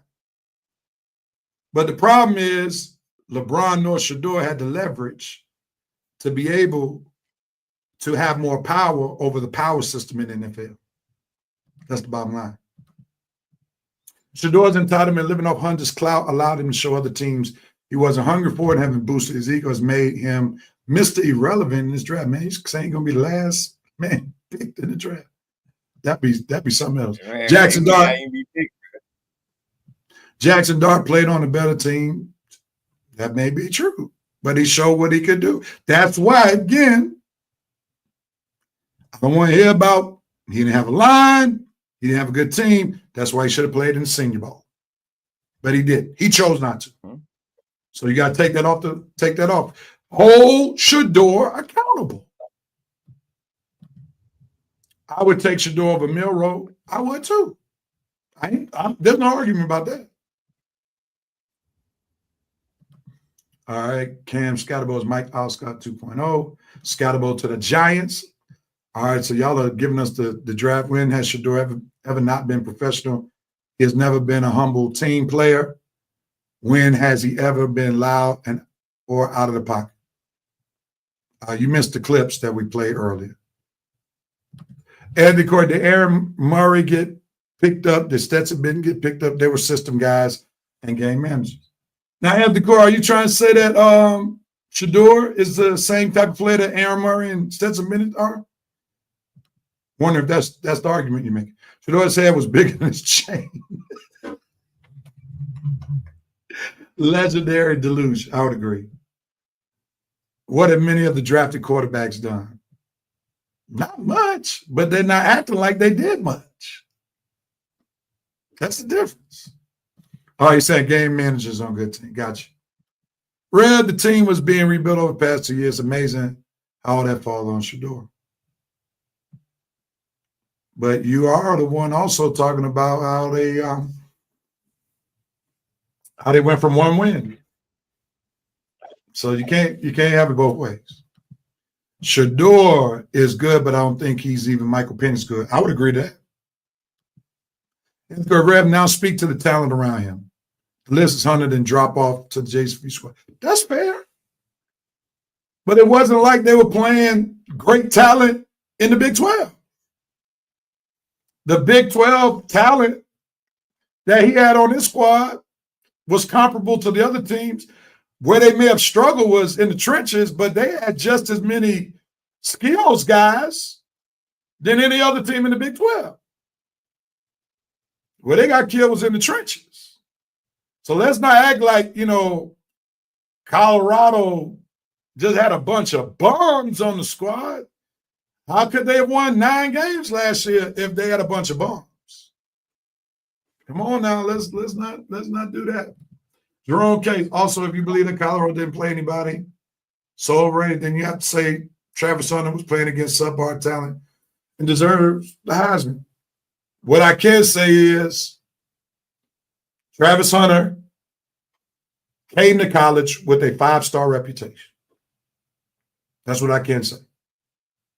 He had proven himself in high school. He proved himself in SWAC.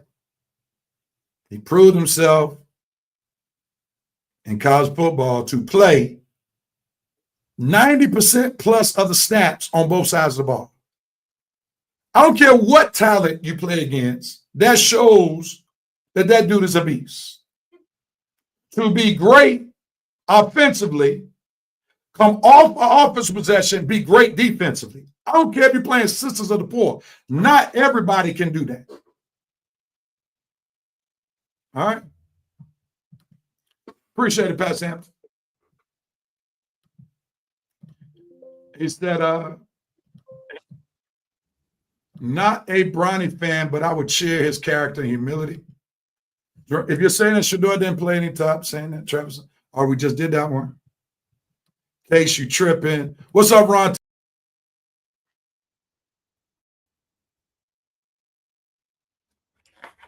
Hello? Oh man, Rev don't left me. All right, I got booted off. Well, he'll probably be back, y'all. I'm Let's back. see. I'm back. Well, Case, you I'm are. back. Oh, there you go. You Yeah, want me I'm to back. get in on you, Case, because I was finna start it. One thing about it, All right. we can handle it by ourselves. That's what me and Rev do.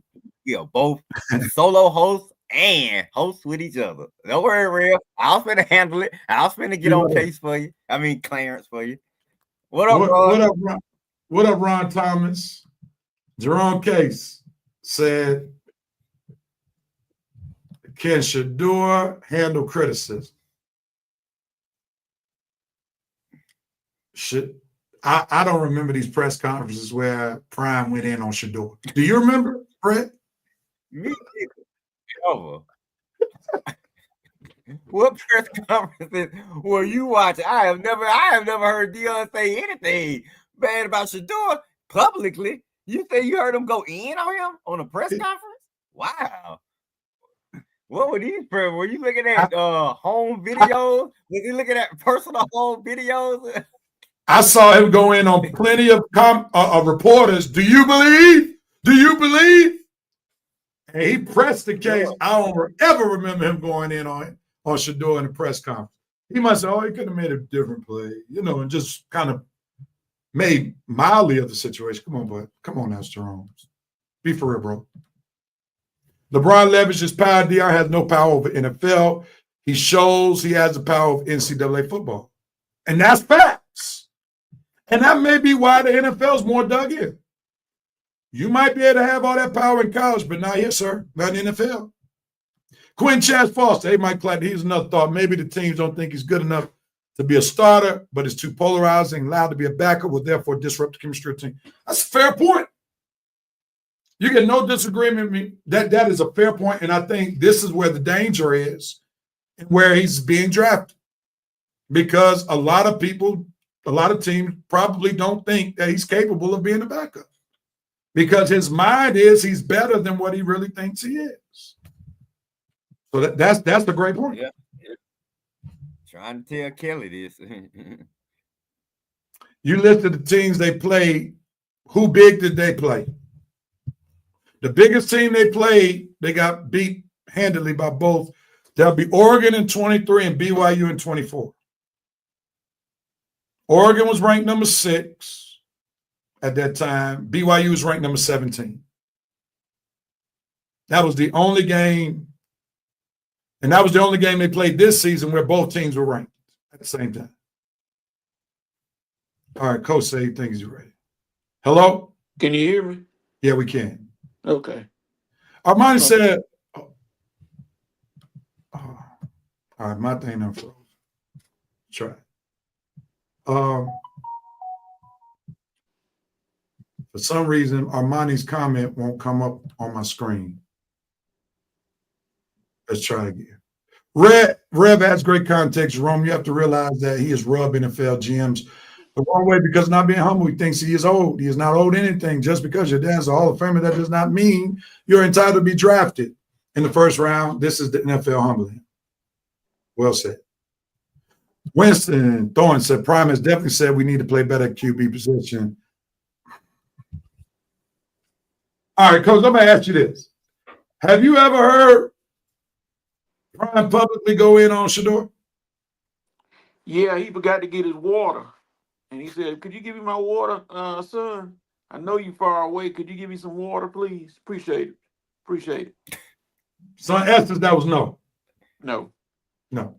He's never said anything to that boy on any kind of public television and any press conference or anything about him, period. He talked to him on the sideline, but you don't know what he's saying, so that's a falsehood. All right, thank you. Are you saying he isn't better than Ritter, Mariotti, availability makes him better than Watson today? Oh, Lord. I'm not even saying he's not better than them. I'm saying the quarterbacks I mentioned earlier is not better.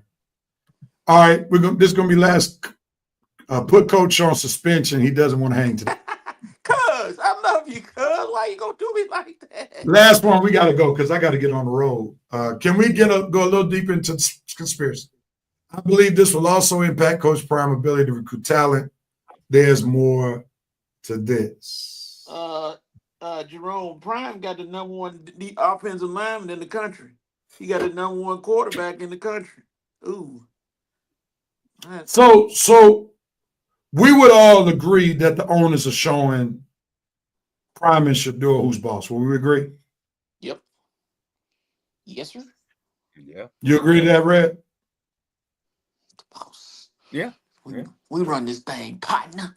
Will we all agree that Shedeur might have been promoted to be better than what he really is?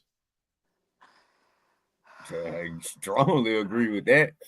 I Okay. never thought he was the biggest. I never thought he was that good of a QB prospect. I keep telling people I was shocked he was that high as a QB prospect. He's not even that big to me. He kind of short.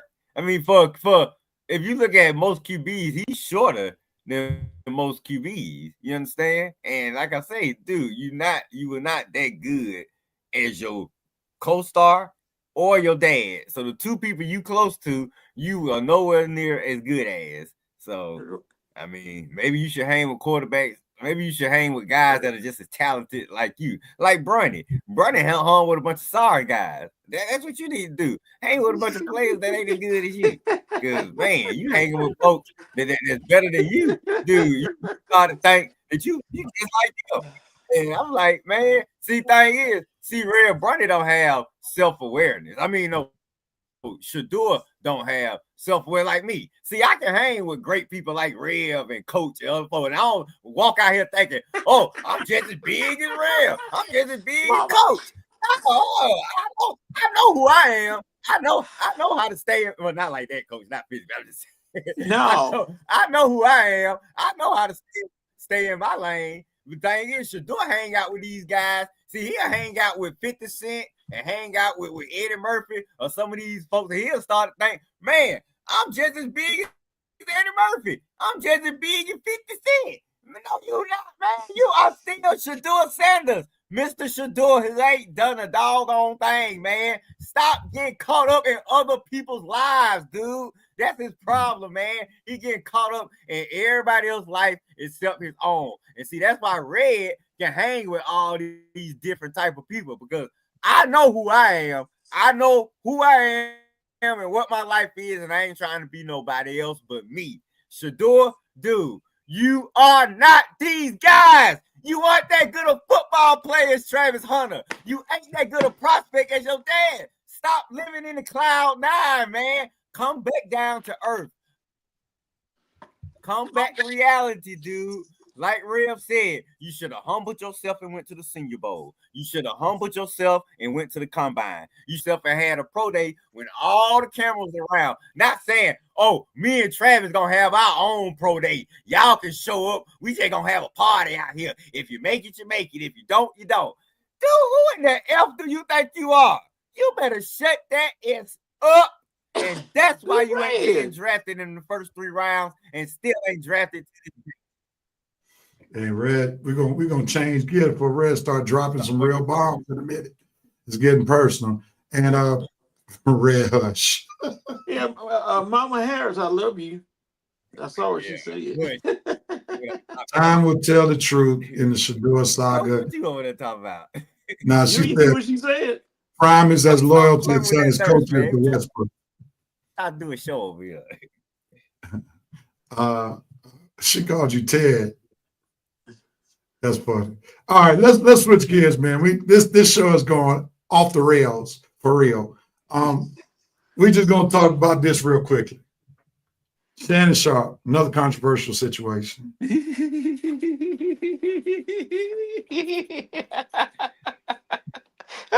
No, stop. Let me stop. Shannon Sharpe takes a break from ESPN. I'm gonna let Coach go first because I know Red gonna have something to say. So what are your initial thoughts, Coach? Text messages can be saved, Shannon. text messages can be saved, just in case you didn't come ain't in the year 2025. People can save text messages, good ones, bad ones, and in between. Your thought process is kind of warped. Now, somebody said, well, Bill Belichick got a 25-year-old wife, but you don't hear about Bill Belichick posting about his sexual escapades either, do you? No. Belichick walks around with her. They nice and comfortable together. They not on phone talking about choking each other and things like that. They not doing any crazy kind of videos or statements. I mean, seriously, you got to be for real with what you're talking about when you say things that people can keep up with and then bring back to bite you. And that's what's going on with Shannon. You are a public star. Tell me this, Shannon Sharp. What does she have to lose? Nothing. What do you have to lose? Everything. And she doesn't care about you losing your job. Obviously, she doesn't, or this would have never come up. So, you got to do some thinking as a grown man. You 50-something years old. You a grown man, dog. You got to do some serious thinking about your life in general, and not let yourself get put out there. And then when they talking about you offering money, that's a mission of guilt almost right there. We talking about offering money. There your guilt party right there. So Shannon, and also if it was me personally, and I'm gonna end it on this, there's no way I would have taken time off from ESPN because you ain't proved nothing on me. If ESPN don't tell me to take time off, I'm not taking time off. Sorry, I'm gonna stay on my job on ESPN Mondays and Tuesdays until they say, hey, we're gonna need you to step away for a few minutes. Then you admit talking about I'm gonna wait a minute, take my glasses off for a minute. I'm going to spend time with my family and friends and get reacquainted and tell them to understand that I don't like. I'm not in love, but I just had a moment of stupidity. So help me, please. I'm gonna get away from ESPN because ESPN is the cause for all my problems. Well, let me say, Coach, I agree with most of what you said. I think he didn't really have a choice with the ESPN piece. If he was going to stay employed, I think we got to remember ESPN is owned by Disney, and the optics were real bad. And we now live in a society that you're guilty until proven innocent. And the optics were just going to be bad. And I don't think Stephen A. even helped by even addressing it and talking about the bosses were talking and things of that nature. So I think to a degree, there was probably the mindset, let me do something that could preserve my job long term if ESPN keeps me rather than force ESPN's hand. So that's kind of think what was going on right there. Red, be ready. I'm going to go through these comments real quick. Vincent Woodruff, the BB said, I'm too old for that. His country Bama behind had better learn his lesson or else he'll be broke or worse in jail. Punk has to put his daughter in the same situation where he approved an old man to push up on his daughter. Sharp was most likely to relieve those duties at ESPN. Unfortunately, his fame and fortune have caused him to retreat from reality. His reputation has been ruined.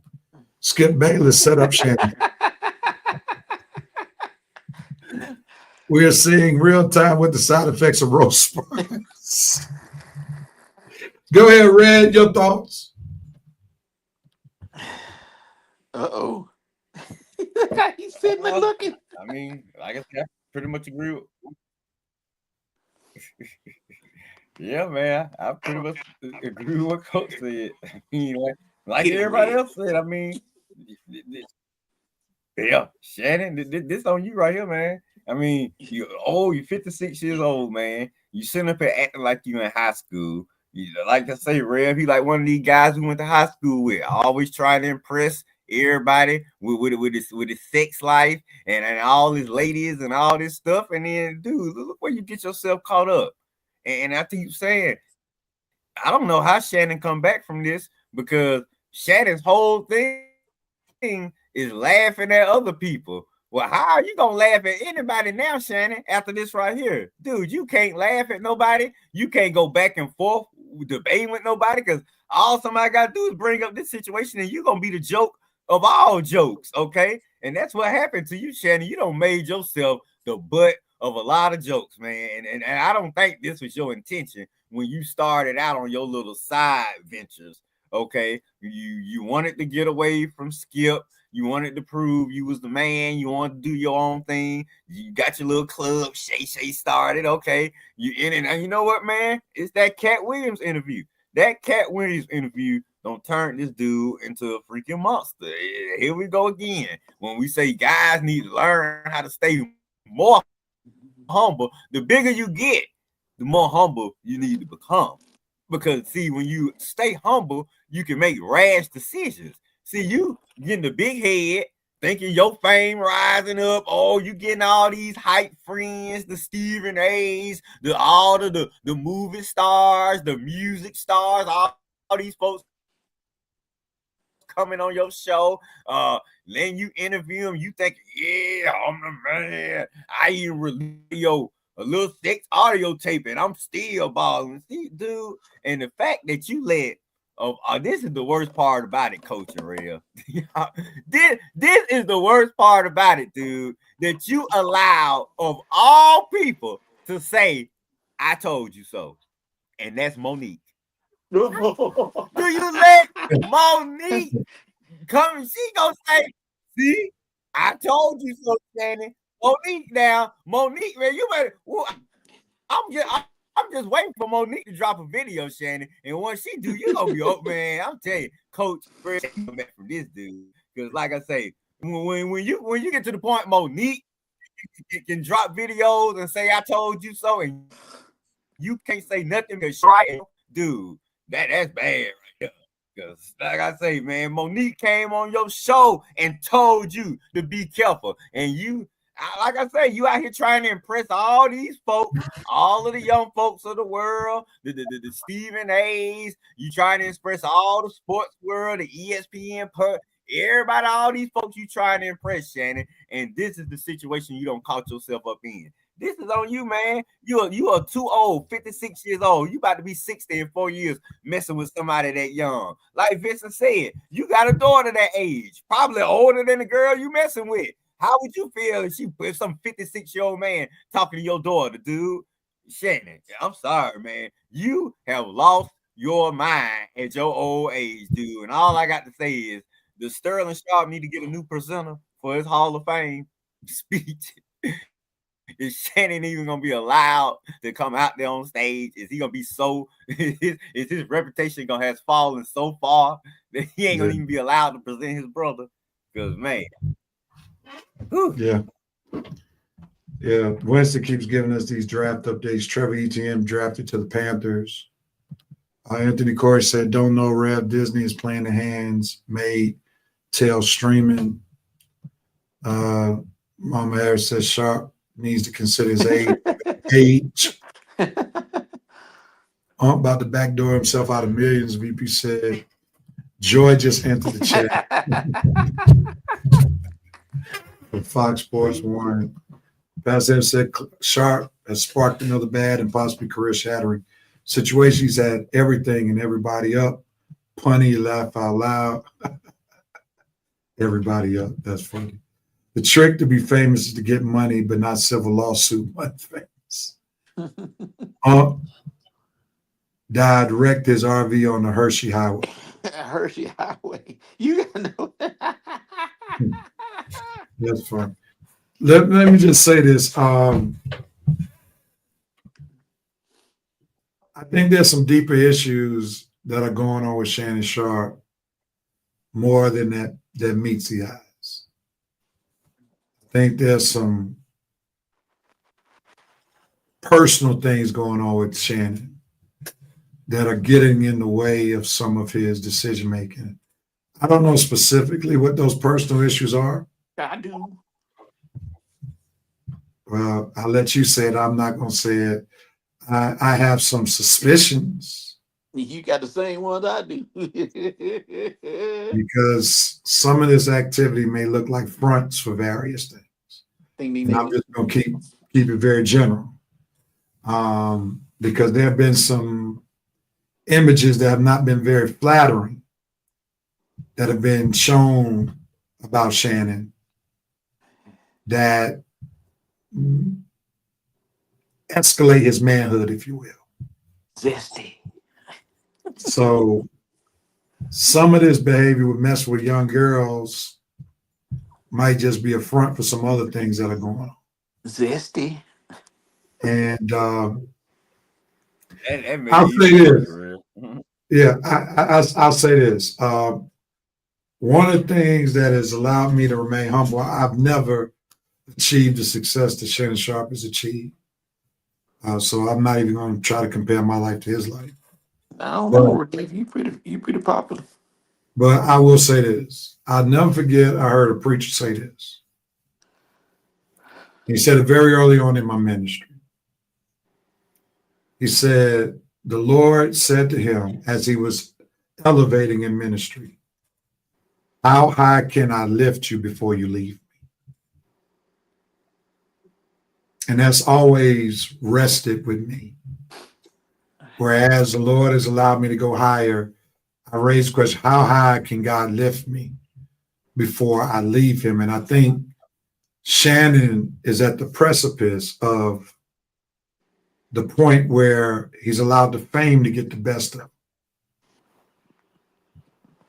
And he's been lifted to a major platform, especially as Red alluded to. That interview with Cat Williams changed the game for him.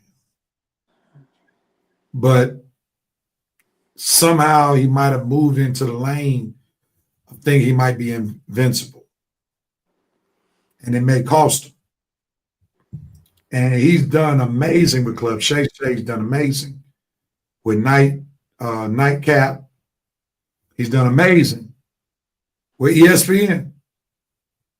But his character, or lack thereof, is about to catch up with him. And I hope for his sake, because he's excellent TV, I hope for his sake he gets it together. And I hope that his job can be spared as he gets his life back in order. Real, and on the side note, what you're saying, who would have thought out of the two dudes in Nightcap, Shannon Sharpe would be more controversial than Chad Johnson? Yeah. I agree. Nobody would ever thought that.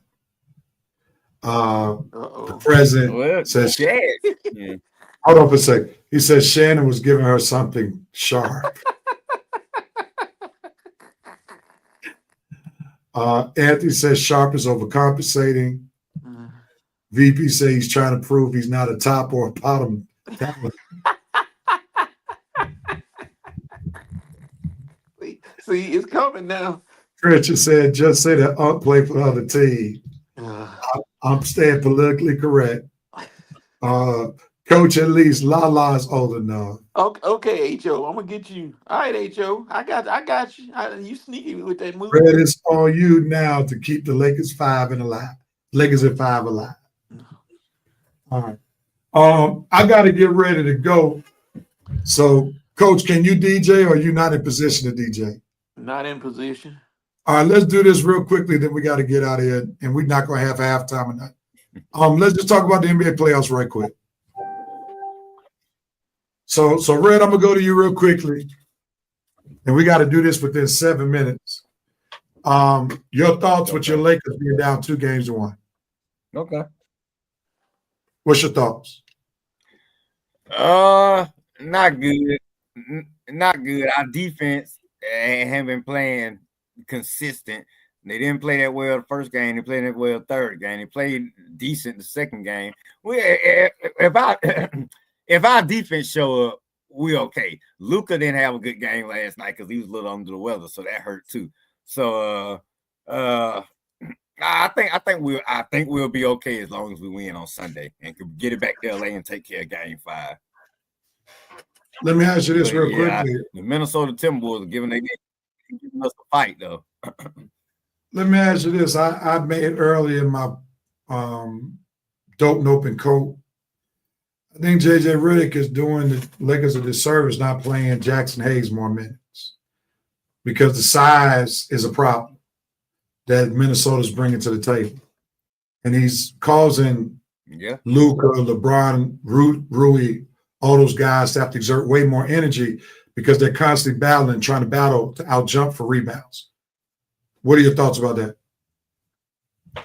I agree. I mean, I don't understand. JJ gets so that I don't understand why Jackson Hayes is so quick to get in his doghouse, as if you have some type of other other big man option. I mean, if you're gonna get in your doghouse, you got to have another big man option to put out there. Because if not, he's going to have to be on the floor. We need size out there on that floor.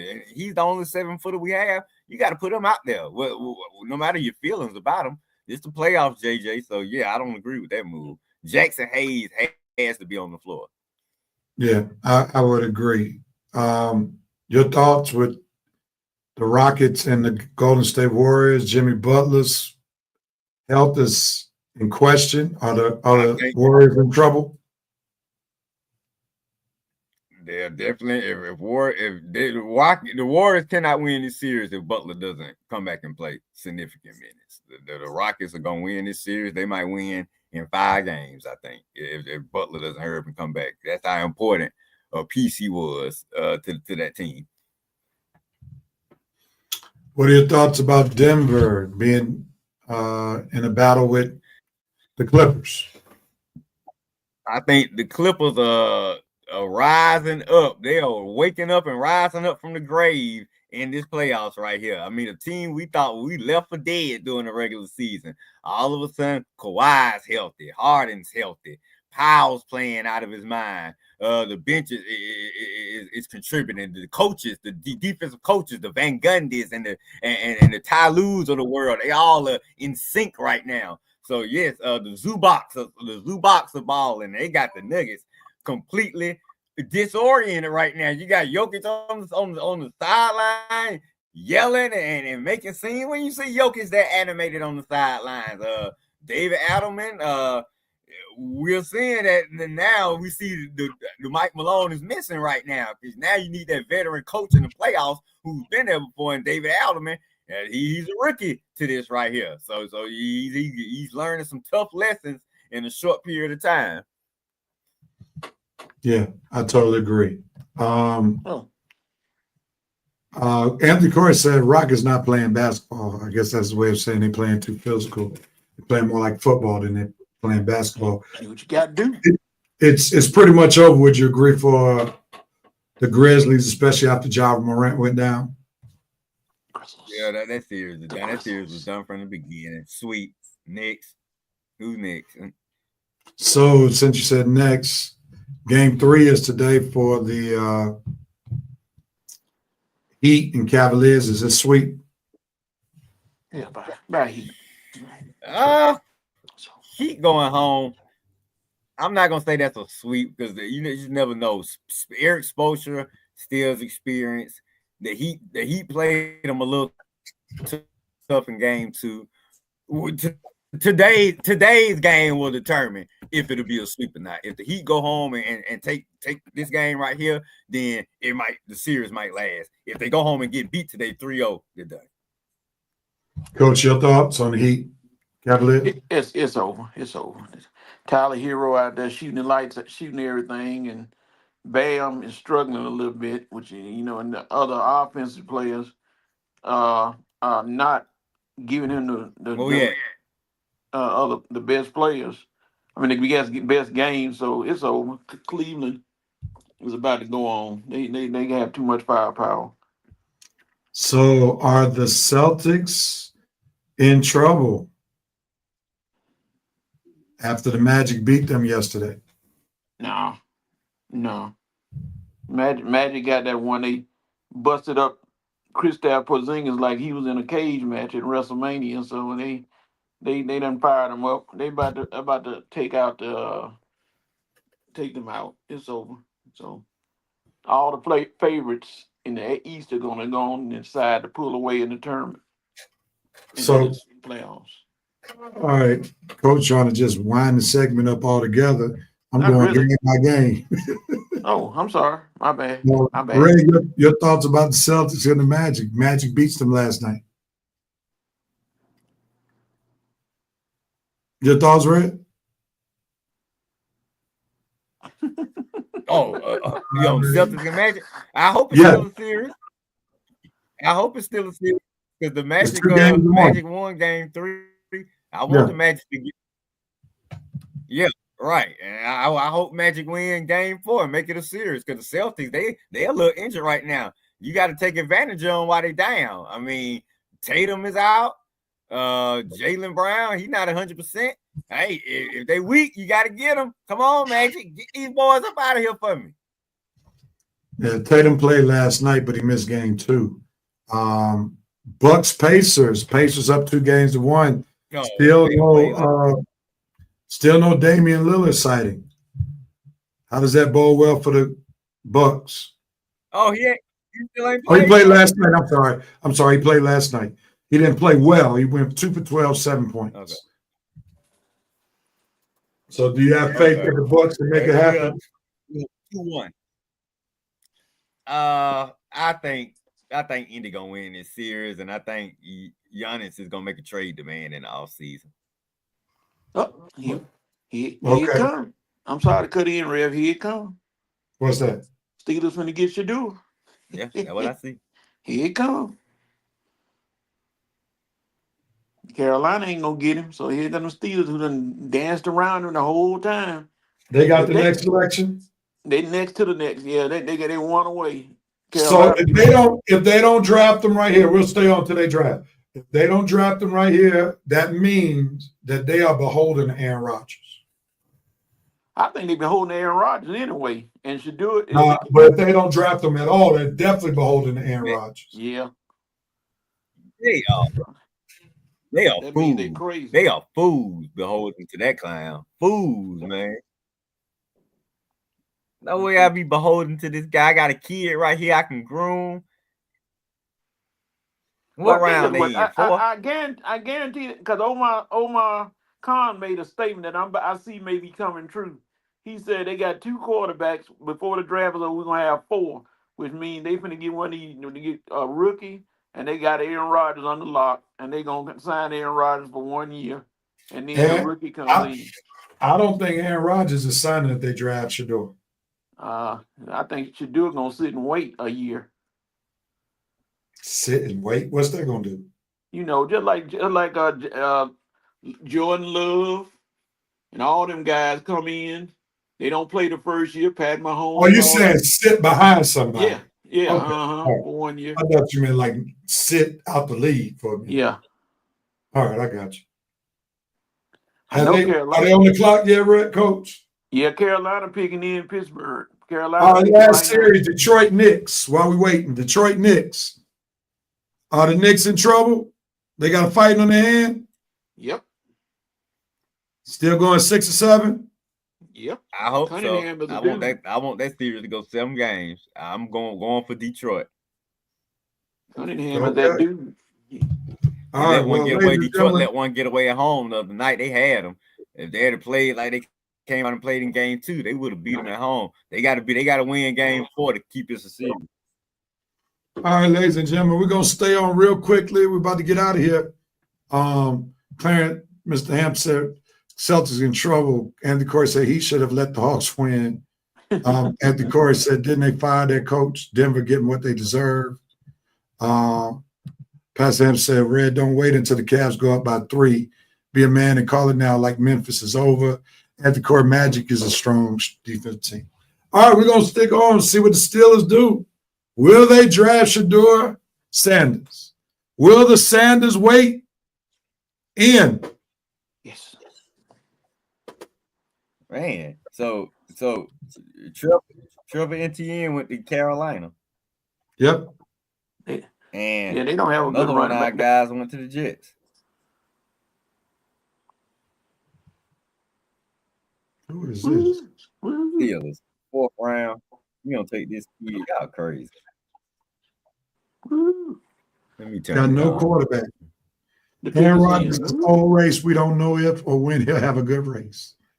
The Pickers, how do those folks stand out there in T-shirts is beyond me. I guess they used to it. So, Coach, if the Steelers don't pick Shador, then what? I'm just gonna shake my head for another day. So you want him. Yeah. Oh, yeah. All right. The pick is in. Yeah. And let me say, we got to get out of here after the pick is in. Thank everybody for watching episode 374. It's non-traditional. We didn't have halftime, no break, no nothing. But hopefully y'all enjoyed the conversation we had about Shedeur Shannon Sharpe. Little NBA talk. Let's see. Yeah, y'all. We Here's the way over. Man, if they Where the mess party around, at, Dion? if the Steelers mess around and say with the 123rd pick, the Pittsburgh Steelers select Will Howard from Ohio State, you're gonna hear some noise in the background. That's all I'm gonna say. Praying for your safe travel, Mr. President. Enjoy the last leg of your travel and your anniversary celebration with your wife. God bless you, man. All right, here it is. They select Kyle McCord from Syracuse. What? I'm just playing. You crazy, boy. If they do that, I know it's gonna be some violence. Jack Sawyer. Oh my God. What? He did it. And it, all right. Oh, So it is official. Aaron Rodgers has let them know y'all better not pick Shedeur Sanders. That is what's happening. Well, Hey, ladies and what? gentlemen, Y'all, Lord, y'all have mercy. that's terrible. Thank y'all so much for watching a non-traditional episode of the Red and Red Sports Show. We finally got the whole gang together at some point. We'll be back next week. Maybe talking some more Shedeur Sanders. Will he have been drafted by then? Will it be a post-draft invitee by some team? Who knows? Well, peace and love, everybody. Thank y'all so much for watching episode 374, 375 next week. Same Facebook page, same YouTube channel. We're out of here. Peace and love. Later. God bless you.